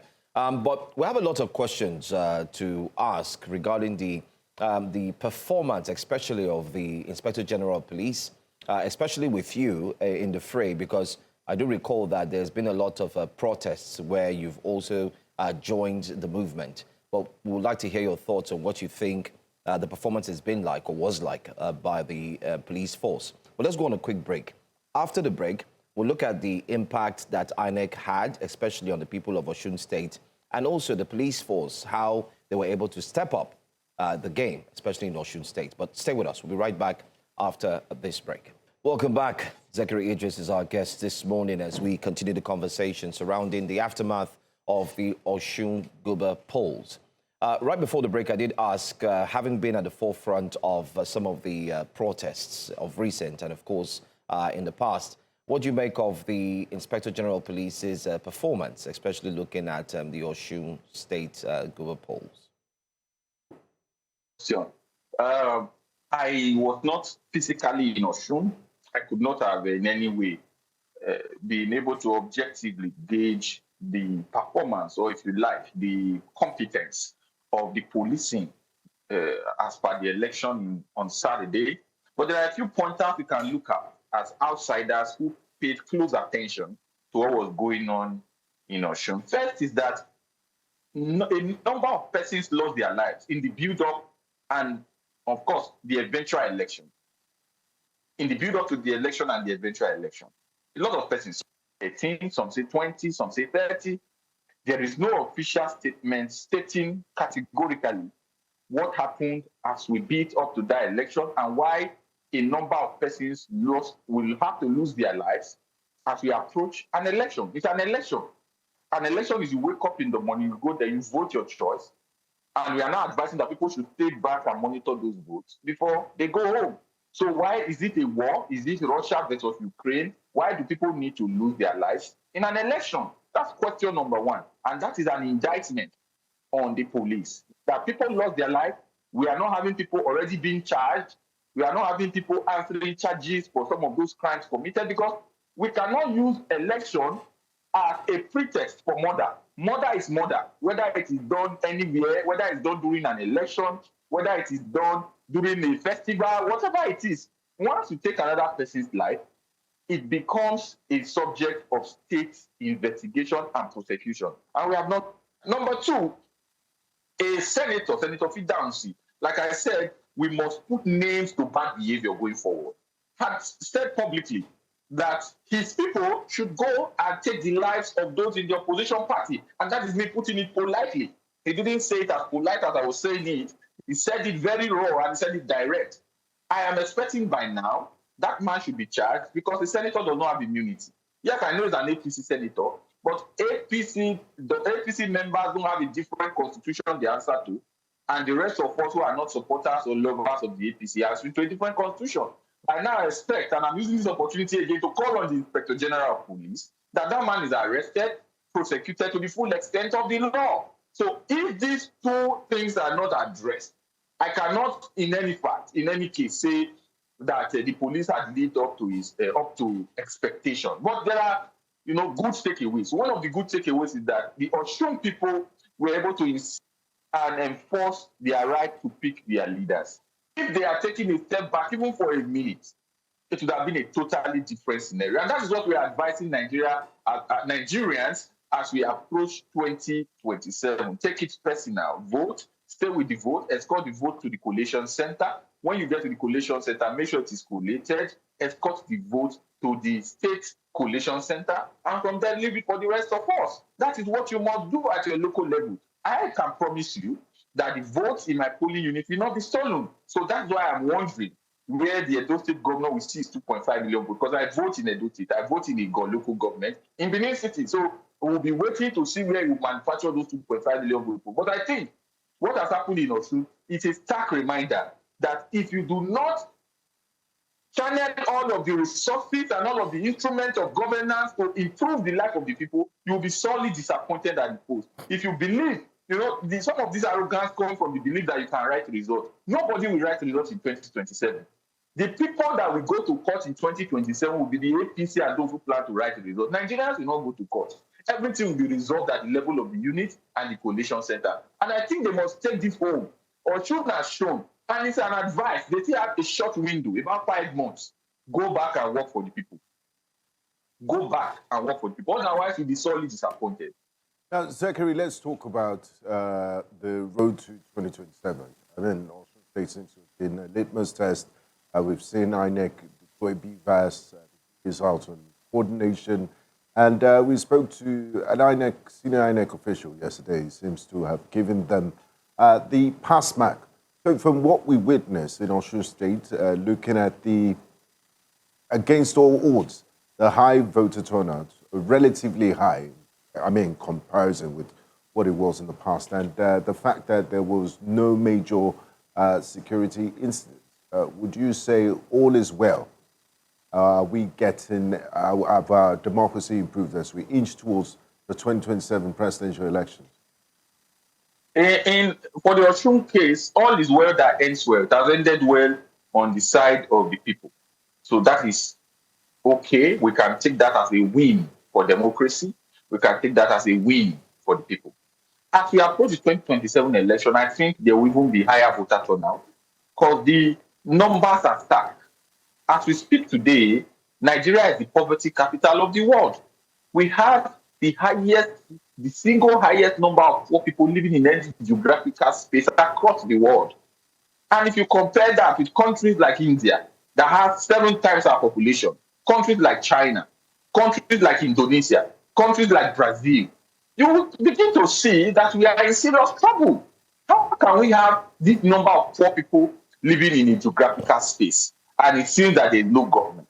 Today, the highest number of hungry people anywhere in the world, the single highest number of poor people living in any geographical space in the world. 35 million of us are hungry. And when we say someone is hungry, it's not like you have eaten in the morning, before 12 you are saying I'm hungry. That does not qualify you as a hungry person. When we are talking of hunger, we are talking of those who do not know where the next meal will come from, acute hunger. And 35 million Nigerians are in that category. A population that is bigger than the population of Ghana. Bigger. If you form a Federal Republic of Hungry Nigerians, they'll be bigger than Ghana as a nation. They can form a whole nation of their own. Only hungry Nigerians, led by Bola Tinubu. So that is that. Nigeria today is the 4th most terrorized country anywhere in the world. If you now juxtapose that with the fact that we live in a world that has Afghanistan, that has Iran, that has Iraq, that has Somalia, that has Yemen, that has Libya, that has Russia, that has Ukraine, and we qualify, that has Mexico with all the drugs going on there, that has Ecuador, that has all of those countries in the Southern Hemisphere, that has countries like Guyana, and in Africa, Dr. Congo, Democratic Republic of Congo, and elsewhere. If you now compare that, the number of troubled countries we have in the world, and Nigeria is ranked 4th most terrorized, you should genuinely be worried.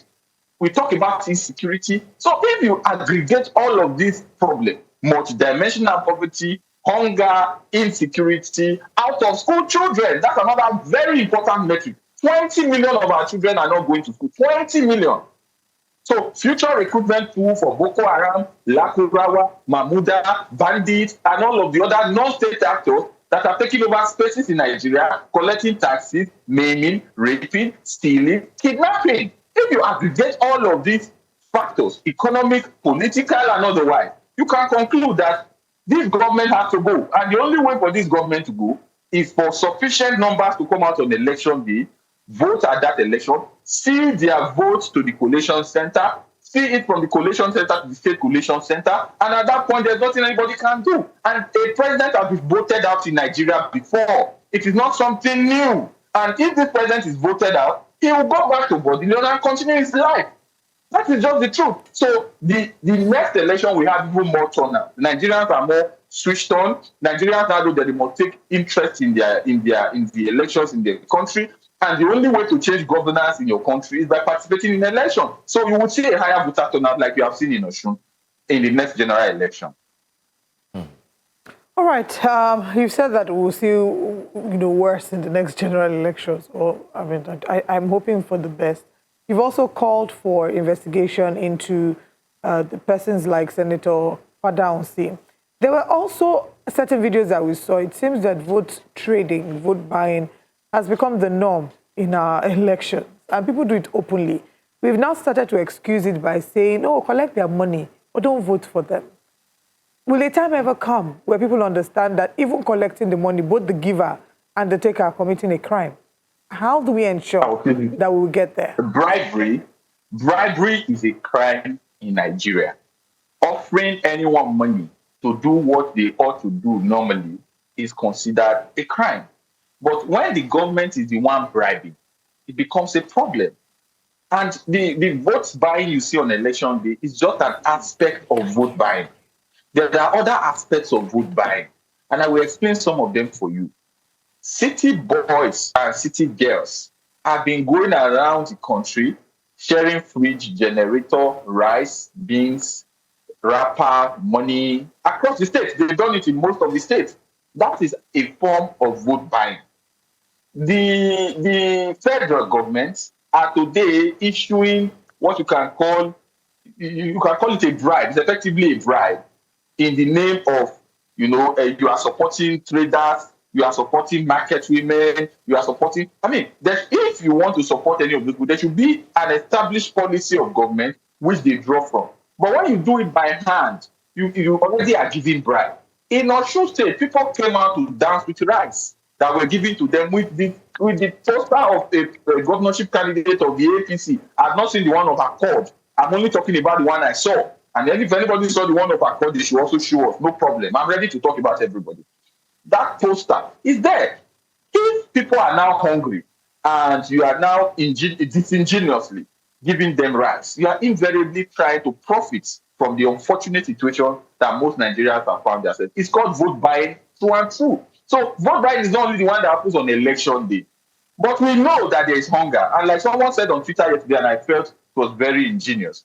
He said that if not that APC gave him rights, he would not have had the power or the energy to vote according to the party. So we are advising, take the rice of whoever is offering you rice and vote your conscience on election day. Don't just vote your conscience. Make sure you cook extra rice, because you'll be staying with the vote to ensure that those votes count at the unit, at the ward, and at the state. By the time we are done conducting election, you have a proper government in office, we can guarantee you that you'll be so empowered that you don't need anyone to give you rice again. You'll be properly empowered to buy rice for yourself subsequently going forward. So vote buying and bribery for votes has become a national lifestyle under this government and under the government that has been running this country at least for the last 10 years. We hope that sometime in the future we're able to get it right, that citizens don't need to vote. And again, my message is to the middle class. There are the middle class that are unbribable, the lecturers, the journalists like the four of you sitting in the studios, the people who work in the bank, who work in the corporate sector, who work in the, those guys who are okay. You have a car, you have a family, you have a wife, you have a husband, you have your kids, they go to good schools. But these are the guys that don't vote. You second the choosing, the picking of the nation's leader to those who are suffering multidimensional poverty. And you are shocked that they make the choice they make So the president that we have today is even not indicative of the people who picked him. I mean, the president did not have primary school, did not have secondary school, has a checkered history of returning monies for drug and all of those other things, and he is your president. But we wear suit every day, and we're senator, because I must add myself, we are all part of this confusion. And some of us, we are senator, you in the studio wear suit, and some of those persons watching us in the offices in Ikoyi, Lekki, VI, and Abuja, Maitama, Sokoro, in Benin, and elsewhere, watching us, they don't vote. You have a voter card. It's to open bank account and to show that you're a Nigerian. You don't vote. You leave it in the hands of the agberos, of those who cannot choose for themselves, or those who cannot decide for themselves. The middle class must wake up, because it is the middle class that is being decimated by this government. Today, by the turn of the new year, about 79% of Nigerians will be sliding into multidimensional poverty. That will be about 180 million from 230. Where will those people come from? The middle class. So the middle class must stand up. I mean, these opinions are clear, and they're your opinions, and in line with what we've seen and heard, especially build up to the Osun elections and after the elections, which is what we've discussed. But we look forward to have you again. Highlight some of the key issues, especially bedeviling Nigeria's growth in the aspect of having a free and fair election ahead of 2027. Thank you so much, Idris, for speaking with us. Do have a great day ahead of today. Thank you. Thank you. All right, let's move away from that conversation. Enough politics, and let's go to one that affects the future of education. Binga. Yes, the Academic Staff Union of Universities, ASU, Kaduna State University chapter, has issued a 2-week ultimatum to the university authorities and relevant stakeholders to begin full implementation of the 2025 federal government ASU agreement, warning that failure to act could lead to a total and indefinite strike. The union says more than 200 lecturers have left the university, including professors, associate professors, PhD holders, and other experienced academics, citing poor remuneration and unfavorable conditions of service. ASU KASU chairman, Dr. Abubakar Abdullahi, said the agreement, which took effect in January 2026, is yet to be implemented or domesticated at KASU. Meanwhile, last week, ASU authorized 20 university branches to begin processes that could lead to industrial action over the alleged failure to implement the 2025 agreement with the federal government. The affected branches have been directed to issue 14-day ultimatums to their university authorities to address outstanding demands, with failure to resolve the issues potentially leading to strikes. Nasarawa State University and Imo State University have already commenced indefinite strikes over grievances, including unpaid entitlements and other outstanding issues. We're now joined by ASU President, Professor Chris Piwuna, who joins us this morning. This strike is looking like one that is, well, some would say it's not too clear, some would say it's clear, some would say it's rife. The dark clouds are hanging. Yeah, that isn't it counter-productive with what had happened? But to start this entire conversation, has ASU met with the federal government to solve these issues? The last time you spoke to us, you said you were going to have a meeting that weekend. So let's take it from there. What came out from that meeting? Well, thank you very much, and good morning. Good morning to you. I'm glad to be here once again, and we appreciate as a union the opportunity you always give to us to explain to Nigerians where we are on some of these issues. When I was here about 2 weeks or so ago, I informed you that we're going to have a meeting. The meeting was not going to be with the federal government. The meeting was going to be our own meeting, a next meeting of all our branches to take reports from the branches as to the implementation of this 2025 agreement. And it was the outcome of that meeting that gave over 20 universities. There are actually over 20 universities. I think there are about 20 state universities, but we have federal universities of agriculture that have not been paid the new salary yet. So they are also included in this strike permission that we gave to our members. Some of the federal universities have actually also commenced strike. So it's not only the state universities. I think Federal University of Agriculture, Makurdi, has already commenced strike because they had given their ultimatum much earlier, and the issue of the federal universities fall within our earlier decisions that if salaries are delayed into the new month, branches could take action. So they've already started their strike, and that's where we are right now. We have not met with the federal government on these issues because ultimatums have just been issued. State universities have received the ultimatums. Those that have not given the ultimatum, and that's the point where we are. But maybe let me add here that since we gave the ultimatum, some state governments have responded and have signed an understanding with our branches to implement the 2025 agreement. The Plateau State government has signed. There is approval now by the governor of Plateau State for Plateau State University to be paid the new salary structure. We have similar instructions from the Vista of Adamawa State University. We have, as at yesterday, 2 other states have also given approval. In fact, Abia State University, the governor has given approval for the immediate commencement of the 2025 agreement, not immediate, from September of this year. That's next month. Professor Piwuna, we in our opening statement, we did share the situation with regards to Kaduna State University. How many federal universities happen to be in the same position with regards to conditions of service and welfare of staff? Because this administration, since its inception, one of the things it's very proud of is that ASU hasn't gone on strike. Does it mean that all is well? And is KASU just, is it an exception, or we have many universities in the same condition as the Kaduna State University? Thank you very much.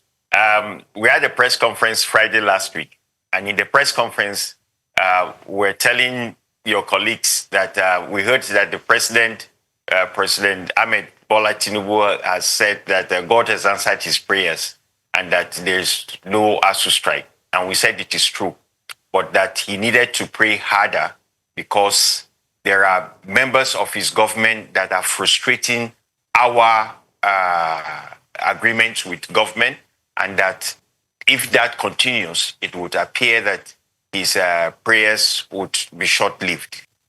And why I'm saying this is that the overall implementation of the agreement has been, at best, shoddy. It's been haphazard. Some are doing it, some are not doing it. We have people who are on sabbatical that are not being paid their full salary, and the only reason the bosses or vice chancellors of those universities are giving is that they are on sabbatical. That tells you that the implementation is generally, not not clear. It's not going well in virtually all our universities.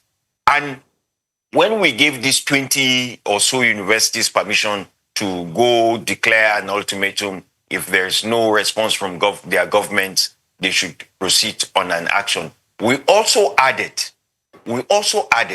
that we will be coming to review the entire state of this agreement at the end of this August. And we have chosen the end of August because we expect that if the federal government, that has also not been implementing the agreement fully, realizes that they have this window, they can make things happen.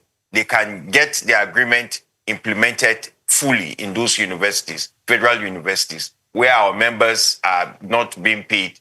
And we've just held back. That's why we gave only 20 universities. But when we come back in about 2 weeks or so, I think there may be a decision that may be more encompassing, that may involve more universities, and in this case, more federal universities. But let me not move on from this matter without emphasizing the fact that we have received positive responses from some state governments, and we commend those state governors who have moved quickly to implement this agreement as a result of the ultimatum that has been given. I've mentioned a few of them, and we hope that many more will follow suit. Okay, so what do we need as a matter of fact? What are the immediate next steps that you require to ensure that this ultimatum will not be necessary? One of the problems that we have with our Nigerian leaders is that when you raise a problem, when you raise a flag that there's a problem here, they pretend as if they can't see that flag. They just keep moving until things get to a head.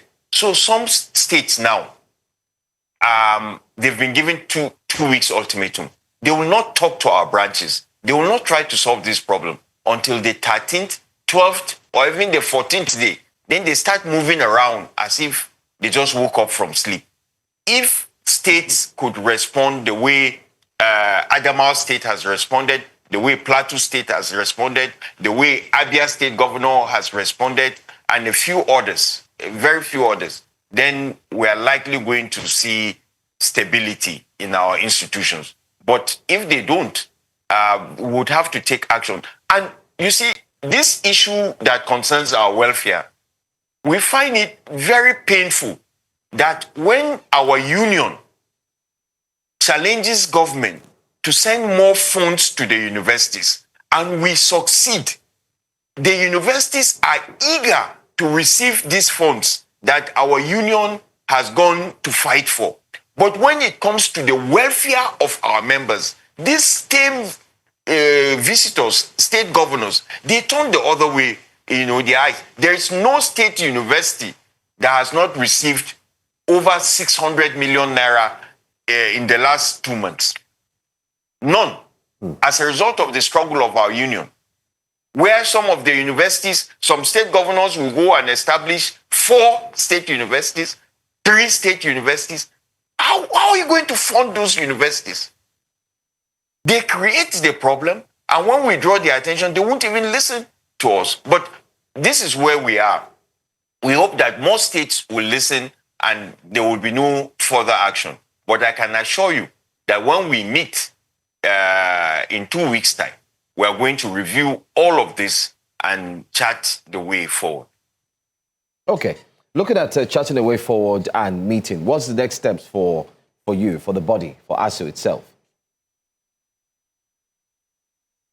We're engaging with government agencies. We are in touch with Alhaji Ali Ahmed.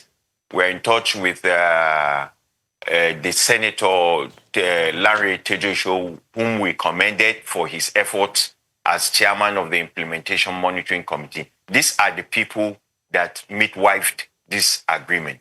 We're in touch with them, and they are also, I believe, working behind the scenes to ensure that when we meet in 2 weeks' time, the outcome would not affect our students or the system negatively. Senator Tejesho has actually informed us that he has contacted the chairman of the Governors Forum, I think the governor of Kwara State, whose state is also involved in the non-implementation of the agreement.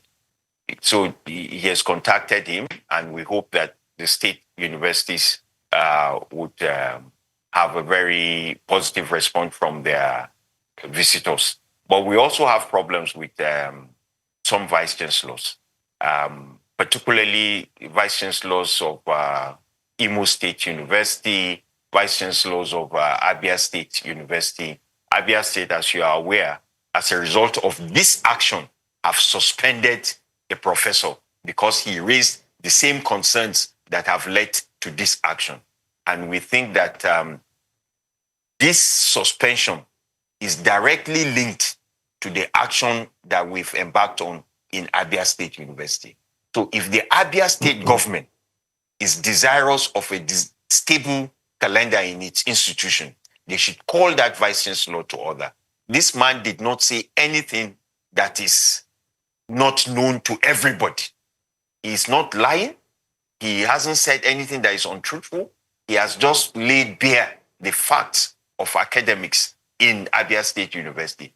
And to think that the Abia State government has agreed that there is a problem and they are solving it, I wonder how the vice chancellor of that university feels. Having suspended a professor for saying things that the state government has admitted and are working on it. So I think the vice chancellor should immediately work towards the recall of that Professor Nweze back to work. Now, finally, Professor Piona, if you can, in less than 2 minutes, we'd appreciate. We've seen this back and forth between, since the military days. I recall when I was growing up in my secondary school days, it's ASU versus government. And it's almost a never-ending story. And in the course of that, we've seen the proliferation of universities. There are private universities, there are even fake universities in different corners of the country. They say Nigerians are resilient people. When there's bad road, you buy an SUV.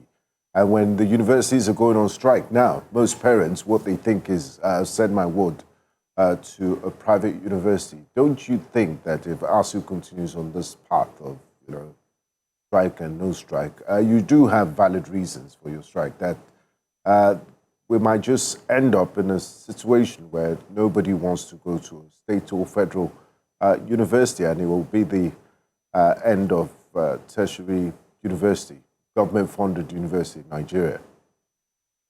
Well, at the beginning of this interview, you talked about Kaduna State University losing about 200 staff.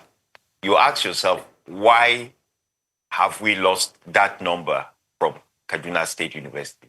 Basically, one of the reasons why we're losing more is the recruitment method into teaching and lecturing in the universities. When you and I were in the university, we had people, our lecturers, that were, this fellow made a first class, that's why he's lecturing. You had youth corpus that took us tutorial, and out of their sheer commitment, dedication, love for the job, they became lecturers. Right now, that is not the case, because politicians have literally flooded our universities with their constituents in the name of giving them jobs. And so the desire to remain in that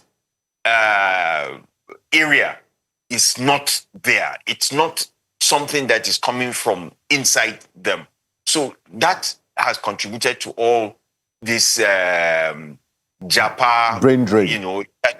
Japa and people moving. Some of them are moving to these private universities that you've talked about because they want protected research time. Right now, when I started teaching in the lecturing in the university, we had days. On Thursdays are my research days. I don't do anything.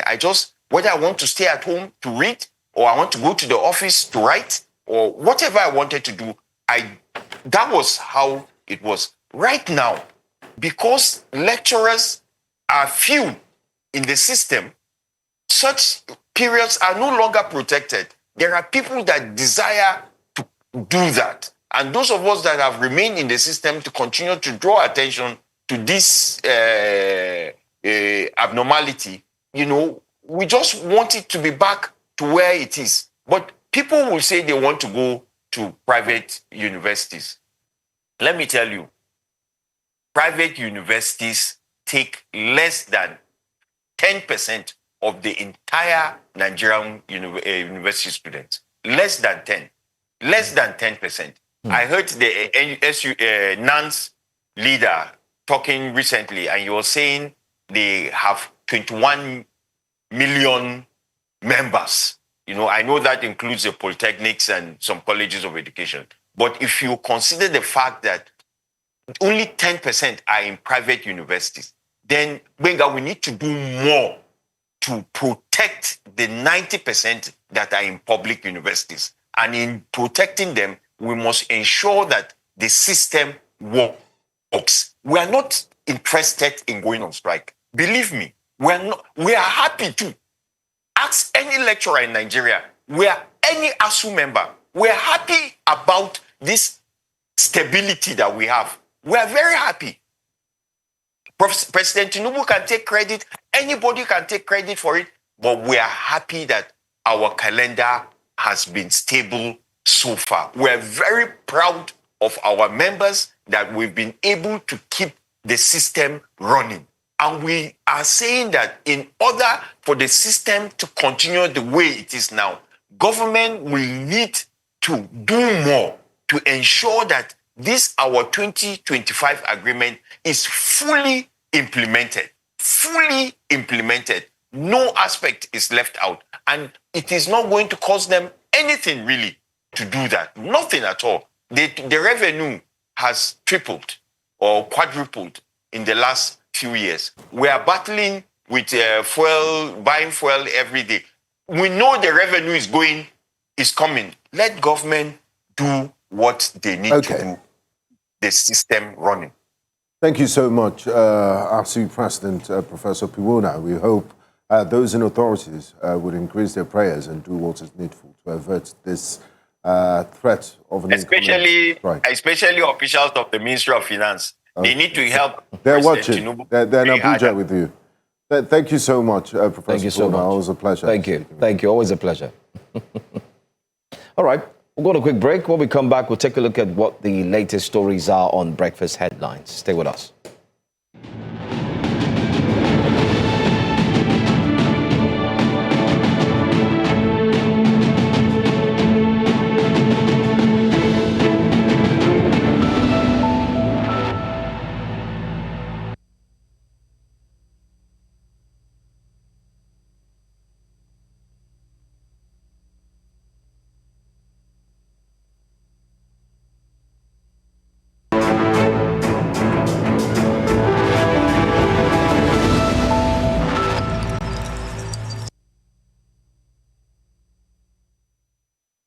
Hello, welcome to Breakfast Headlines. I am Benga Boro. I will begin the news with electoral matters.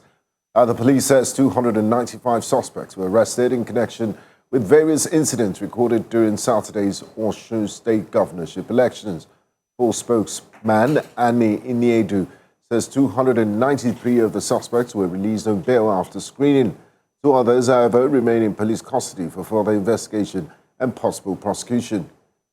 The arrests were made as security agencies stepped up surveillance across the state to curb violence, vote buying, and other electoral offences. Police say the 2 suspects still in custody will face prosecution based on the offences established against them.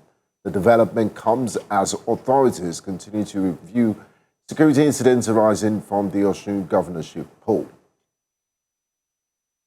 The Nigerian Civil Society Situation Room has raised concerns over vote buying and problems associated with the bimodal voter accreditation system, otherwise known as BVAS, in some polling units in the just concluded Osun governorship election.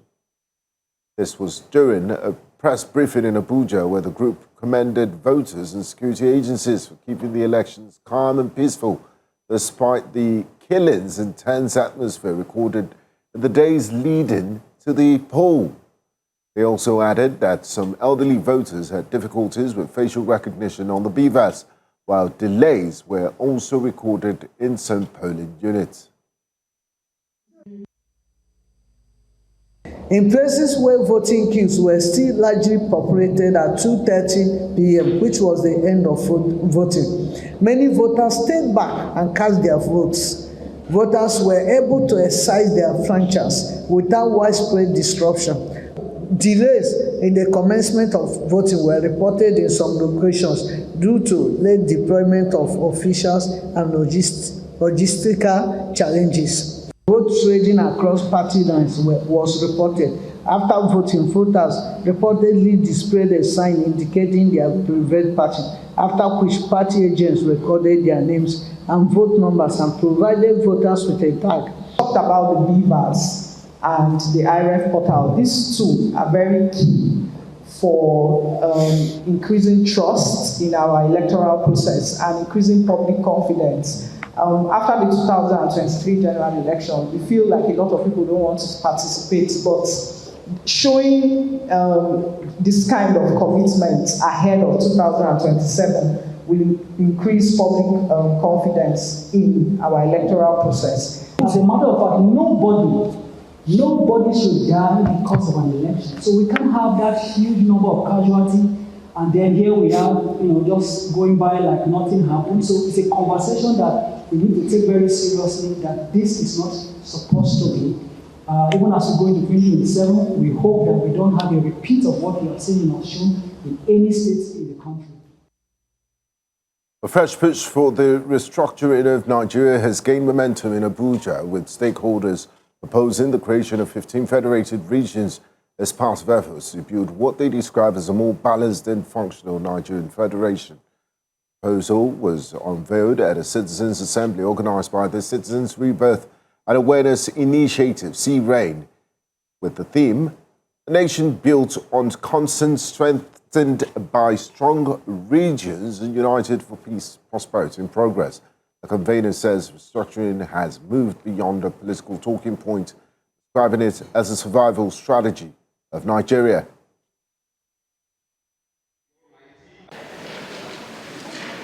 You met a Nigeria that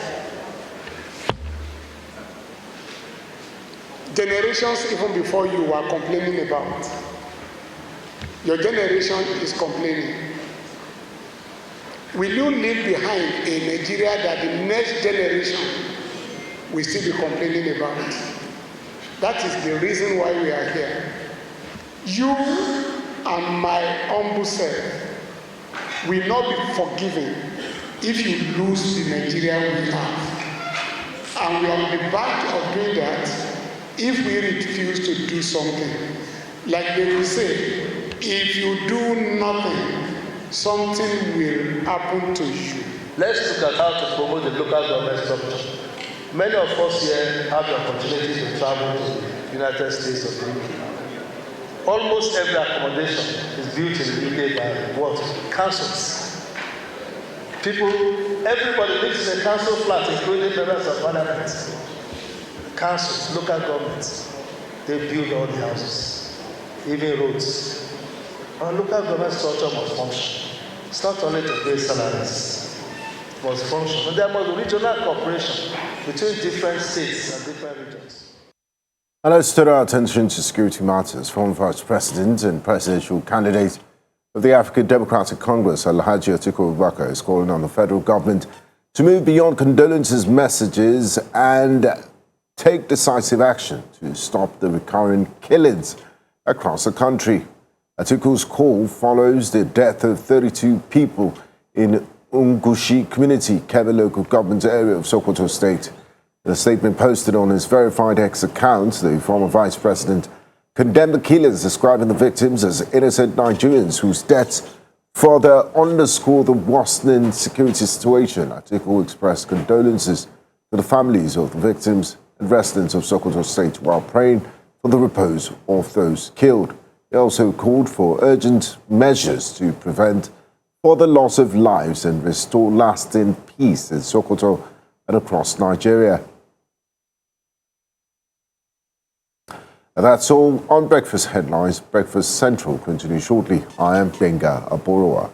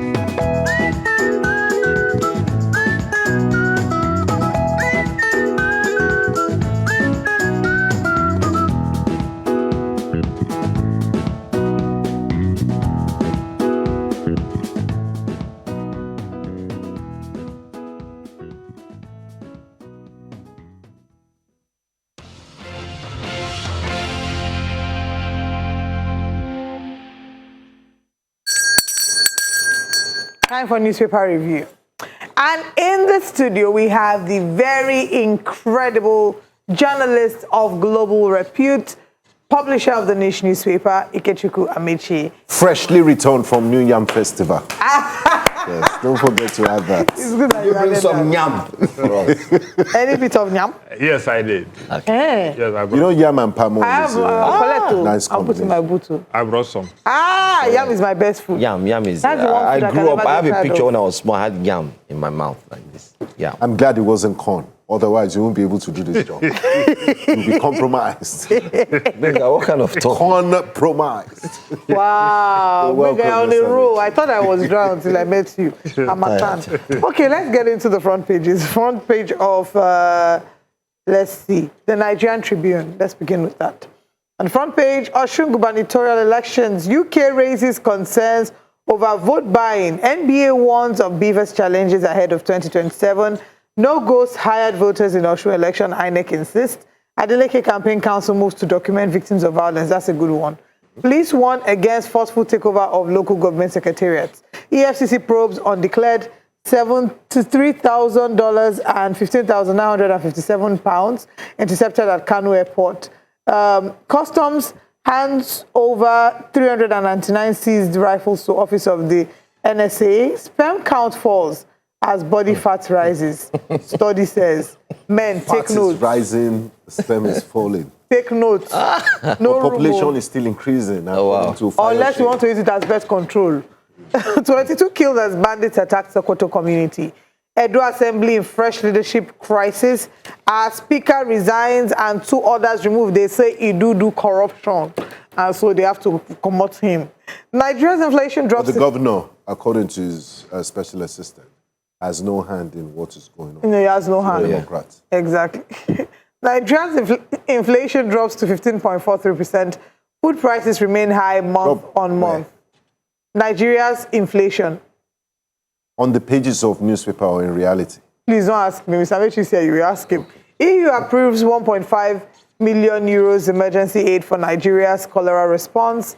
NDLEA destroys 301 billion naira worth of cocaine, heroin, opioids, and others in Lagos. Yeah, and if you go to the Punch newspaper, you see the front page is a picture of that destruction. And I'm wondering if there are no better and creative ways of destroying these drugs.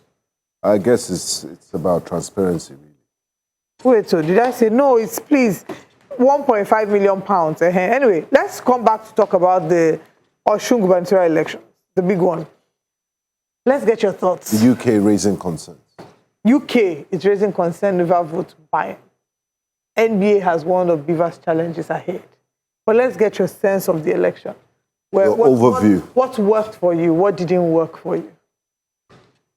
What worked for me is the fact that Adeleke won the election as it should be. It would have been sad if it went the other way, because the people actually wanted Adeleke to win this election, and they reaffirmed their support and their confidence in his leadership. So that is the good thing about the election. Don't forget, when Adeleke first squared off with Oyetola 8 years ago, Adeleke actually won that election. INEC went into some political gymnastics and came up with the so-called supplementary election, after which they declared Oyetola the winner of the election. With less than 500 votes. With actually 400 votes. Then 4 years, there was a rematch, and Adeleke won the election. Now, the election of last Saturday was not exactly between Adeleke and the man APC fronted as their candidate. It was much more than that. And Adeleke faced the entire gamut of the APC power and increased the margin with which he defeated Oyetola 4 years ago. It then means that the people had confidence in him and the people showed up. The good thing about that victory also, it reaffirms what I have always said here. A determined people, when citizens are determined, they can make the difference. No matter how powerful a government thinks it is, when it meets people who are determined, people who are prepared to risk something, even their lives, the power of state always succumbs. But having said that, you know, Nigerians were easily excited.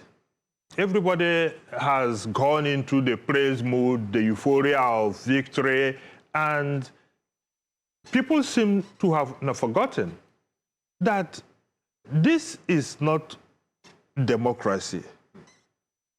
Benga, you guys are asking what is it for me? Look, we should be ashamed of ourselves in this country that in a standalone election, Osho State, one of the smallest states in terms of land mass, even in population, 30 police commissioners were deployed in Osho for this election. Osho has 30 local governments. It then means that one police commissioner was in charge of one local government. A DIG was there. An AIG was there. There were 15,000 police officers deployed for this election. Each local government had a mobile police unit. Each mobile police unit has 60 personnel, all for one election. Road safety was there. EFCC was there. The state was shut down for almost 2 days to conduct election. A civic exercise, civil. I think the last time I was there, I mentioned that crossover here in Ghana, when elections are conducted, you won't even notice because people will go for their businesses. Yeah. When they have a window of opportunity, they'll go and vote and go back to their office. Students will be in school. Here, election is war. There were recorded incidents of over 75 violence incidents before the election. At least 30 people were killed. And you ask yourself, for what? Still counting. The violence, the rhetoric. One senator, Father Hunsi, openly said that Accord party members should be killed. He meant killed with votes. No. He couldn't After the fact. And he is still walking the streets. And still made another comment on the day of the election. And we are deceiving ourselves. But what I find most absurd is the idea of people congratulating President Bola Tinubu for allowing free and fair election in Osho State. This is the only country where presidents guarantee free and fair election. So it presupposes that if Tinubu did not want, there wouldn't have been a free and fair election. Or the president was being magnanimous by allowing free and fair election. Exactly. That's what the governor infers. Exactly. Agreement is agreement. So it takes agreement with the president to have free and fair election. And the entire democratic world will be looking at us and they will be laughing at us. what kind of people are we? How is it the president's business that the people of Osho should have the right to elect who governs them, who intends over the authoritative allocation of their collective values? Yes, Adeleke has said that President Bola Tinubu is from Osho State. But even at that, he has no vote. He didn't go there to vote. So what is his business? Guaranteed, out of his magnanimity, that there should be free and fair election in Osho State. And yet we are boasting that our democracy is becoming more robust. In any case, what is this agreement that Festus Keyamo is talking about? So the agreement is agreement. What is the nature of this agreement? And why must it take an agreement between Adeleke? He has denied it. But assuming without considering that that is true, why must it take an agreement between Adeleke and Tinubu for the people's vote to count in Osho? Does it make sense to anybody? Is this a kind of democracy? And the people are using it to hail the president as a Democrat. Now, prior to this election, perhaps those who are hailing President Bola Tinubu for not interfering have forgotten so soon that this is an Osho. Local government allocations have been withheld for almost 15 months now, amounting to 200-something billion.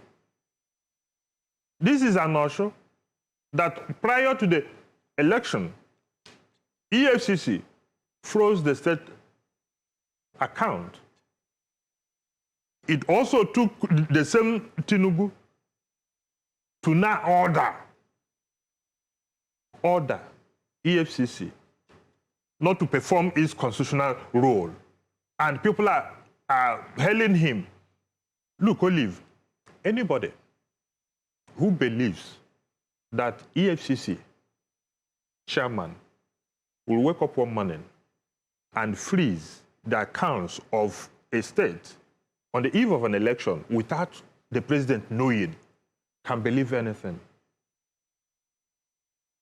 What I'm saying that it is not true that the president did not know about the freezing of that account before it was done.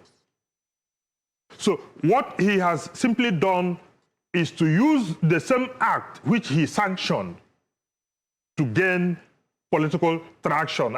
He's a Democrat. He has ordered. Ordered what, for God's sake? This is the same Osho State where a sitting senator ordered talks to kill Accord Party members. This is the same election where how many APC governors, federal lawmakers, descended on Osho State? This is an election where we saw video clips of talks from Edo walking on the streets of Osho and threatening everybody that they have come to take over the state and that nothing will save Adeleke. And we are still talking about APC and the president being magnanimous enough not to interfere. What saved the day in Osho State was that the people of Osho made up their mind that even at the risk of death, that their votes will count. And they went all out for it. And they went all out for it. Okay. And that should be a lesson for Nigerians going into 2027. Because a lot of people have made up their mind, they have decided, there's nothing anybody can do. I think that this would also inspire those, just like you mentioned, those who have decided that they were not going to vote. They've seen Oshun people... Undecided voters. Yes. Oshun people take their destiny into in their hands. And that's the only way to go. Look, the best way to deal with a bully is to confront a bully. If you retreat, a bully will have his way and will continue to bully you. There are some political forces in this country that are behaving like bullies, believing that they have conquered Nigeria and there is nothing anybody can do. When Nigerians say enough is enough, these people will realize that the power of the people is a supreme power in any democratic state. Okay, let's go to another paper, Joe. Yeah. I mean, let's check another paper.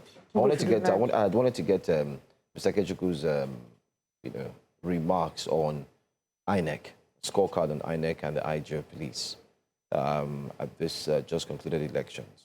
Briefly, before we go to another paper, I mean, don't you think they did well in terms of looking at where we're coming from? I don't also like this idea of thanking people for doing what they are paid to do. On the first value, you could say that the conduct of the Osho governorship election last Saturday is an improvement with what we had, for instance, about 3 years ago in Edo State.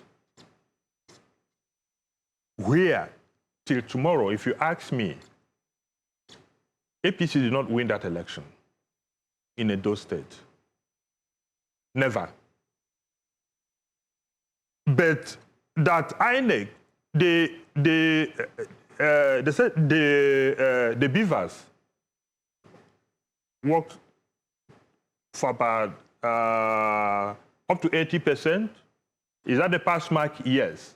But does it have the capacity to be fully optimized as to work 100%? The answer is yes. So what are those issues? Don't forget, it took Davido's tweet that the results are not being uploaded on the IRF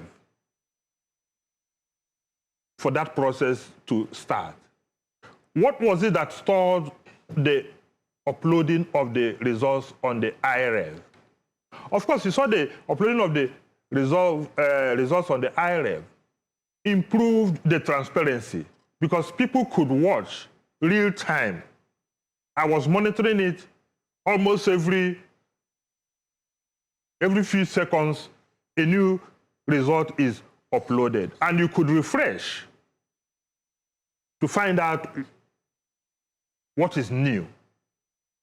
It added to the transparency that everybody is hailing today. So how well did INEC perform? I think, judging from where we are coming from, this is an improvement. But they have only done what they are supposed to do.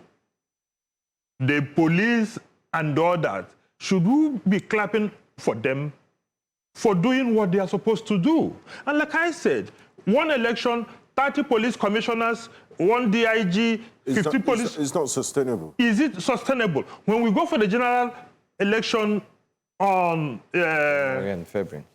In January, how many police officers do you have? The whole of Nigeria. Even if you are to deploy all of them, can you get this level of deployment for election? And what happens to other areas of our national security? Can't we get to a level? Can't we get to a level? And for crying out loud, this is INEC. Its budget in this election cycle is almost inching close to 1 trillion naira. It's above 800. They've said it's not going to be enough. And they're still complaining. Yeah, I said it's not going to be enough. What is it? What happened to the machines that were used 4 years ago? They need servicing, maintenance fee. You know the way that our ATM cards we get debited every other day for maintenance charges. Even if they are going to be maintained, maintenance charges should be a lot less than when we are going to buy new machines. So why do we always continue increasing the cost of running elections in this country? And after that, we still go back to square one. So I am not in the business of praising anybody this morning. Not President Bola Tinubu, because he has no business guaranteeing any free and fair election. It is not within his powers to guarantee. I repeat, it is not within. I find it absurd that Governor Adeleke, some people have said he's playing politics because it is not over until it is over. APC said they may be going to court. And we have seen what happened to, what do you call him? Emeka. Okay.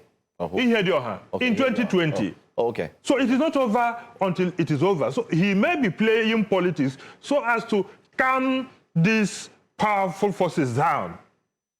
But how does that advance our democracy? That some people must be appeased, that people are not so confident in courts delivering justice unless only one man will tell INEC, go and conduct free and fair election.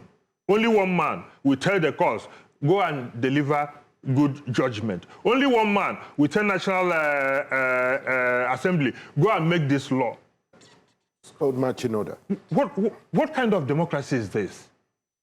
So, people, if the election is better, and I think it is better, but it is not because that people who wouldn't have done otherwise. It is because I give the entire credit. If there are people to be giving credit for what happened in Osun State last Saturday, it is the people. The people who decided, even if we are going to die, we die. But our votes must count. Okay, let's go to a different paper. We've taken Nigerian Tribune. Maybe we should take the Punch newspaper. Let's look at the Punch newspaper very quickly. On the front page of the Punch newspaper, if we can have that up, 31 states spent 252 billion naira on security in 6 months. And state policing assistance. Wow, 6 months. Okay, it says Kogi, Plateau, Bauchi spent only 32% of security budget in 6 months. It says spending covers security equipment, okay, personnel, security votes, others. Experts seek tech deployment. Anyway, NDLEA destroys 301 billion naira drugs, arrests 10 in Edo State. WAEC under fire over 2026 results, alleged grading anomalies. Pension arrears, ex-soldiers set to protest at the Defense Ministry. If you take a look at this particular pension arrears story and, link it to 252 billion naira spent in 6 months, is there any link within that? And then there's a sad one. Terrorists killed 28 in Sokoto community, Army GOC visits. Buhari Estate row, Amuson hits back at Abiodun. That's another story. But if we come down, we see teacher crisis. 32 million Nigerian pupils share 592,077 teachers. The ratio from student to teacher has a very serious issue in terms of gap. Oniro Estate, 2-month blockade leaves Lagos residents stranded. This is a deep story that one should follow. Yes. Our reporters are unearthing that. 2-month blockade, they blocked the entrance. One of the members of the royal family. And then you trap residents. You trap residents. I don't know. Construct a fence to block residents from coming out. So people are inside, they are not coming out. And then there's this issue of the matter is in court, but you're not waiting for the court to act on the matter. Osun LG crisis, policeman injured as Adeleke chairman sees secretariat. But let's look at one big story. How much is spent? 6 months in 31 states, 252 billion. Many will say it's too small. the irony is that we are spending hugely on security. Insecurity is spiking. Of course, you just read 28 killed in Sokoto. Yes. So these are the figures that the governors are giving us. The massive spending on security. But the truth of the matter is that we are not more secure today than yesterday. So we've seen the figures. Are they translating to a more secured environment? Are the states better off when it comes to security? How is it that this, whether they are bandits, whether they are terrorists, whether they are kidnappers, all manner of criminals easily get away with their nefarious activities, despite the fact that we are spending so hugely on security? How is it that insecurity is still spiking? How is it that we are recording very high incidence of security threats when we are spending this much? It would have made much more sense and logical to say, yes, we are spending this much, and this is insecurity that was 70% last year, for instance, is now down to 35% because of the quantum of resources that are being pushed into the issue of security. But it is not going that way. Instead, we are seeing a rise in the resources being deployed in containing insecurity. And at the same time, we are also seeing a rise in incidents of terrorism, incidents of kidnapping, incidents of all manner. So I don't know how to say it, but even at that, I think the states are doing better than the federal government in terms of now release. How much did they say has been released to security forces in 2025? I'm not even sure it is up to 20% of their budgetary allocation. So we are seeing all these figures bandied there, figures thrown out there, yet nobody knows actually how much has been spent in reality and where these monies are being spent. And Senator Adams Shomole was trying to audit or raise a conversation on auditing the military, and it was shut down. I guess for national security implications or political reasons, but I guess we'll never know. It's a tough one. It's a tough one. All right. We have 5 minutes to go. I want you to react to the front page of the Punch newspaper. I mean, you've been in this industry for a long time, and it's not the first time we're doing this. Is it not harmful to the environment? What if there are schools there and hospitals?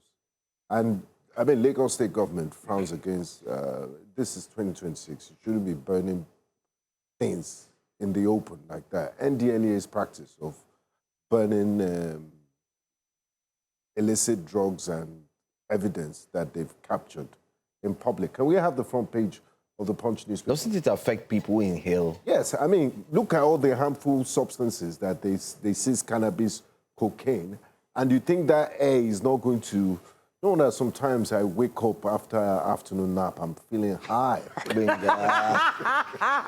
It might be as a result of this. I don't participate in stock, but I will condemn this. It's very primitive. Well, I pity Joe and... I don't know how this chocolate came to me now.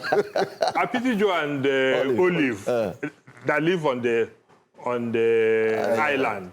Because like Gbenga said, you know, I came this morning and Olive was behaving. God bless you, sir. Wow, Mr. Bless you for that observation. What has Gbenga done to you, sir? I don't collect. I don't collect. So it could be because of the substances. But this was in Edo State. But wind travels, you know, you never... But like Gbenga said, I think there must be a better, environmentally safer way of dealing with this than burning them. But of course, you know, we have this culture of burning. You remember the rogue tanker that they said was being used to take oil. Oh, yes. Then the Air Force. In the Niger Delta. Yes. They set it on fire. With oil spill, further degrading the environment. Everything. So I think this has a way of degrading the environment. Can't it be simply buried? If you are trying to... Or crush them. Yeah. If this is about transparency, that you want people to see that these things are actually destroyed, are there no better ways of disposing of these things, and of course bringing the journalists and the cameras to really show? Yeah, in other countries, is this the safest and best way of dealing with issues like this? I will not think so. But hey, we are in a country where optics is everything. So if you say you've burnt 301 billion naira worth of hard drugs and people see flames, just the way they saw the flames in Warri Refinery, or is it Port Harcourt Refinery? Port Harcourt Refinery. These days, flames goes a lot. So I think showing proof. I think in doing these things, our agencies should also think of the environmental, because there's no way that these things will go into the air that it won't impact on the environment. And impacting on the environment is also, you can't solve one problem and create another problem at the same time. So that's my take on it. There must be a better way of doing these things scientifically. Absolutely. The one they fixed that. I hope General Mara is we have watching. Challenges of Gbenga coming to the show. No, this was in because there's element of highness. There's element of highness in how you do usually present on this show. From the moment you start to the way you end the show. Highness, not high. Anyway, thank you very much for joining us today. Thank you, Mr. It's always a pleasure to have you. Please ring the bell for Mr. One more time. Thank you to our virtual audience. We'll see you tomorrow. Hasta la vista. And thank you, Johansson, for being our dear leader.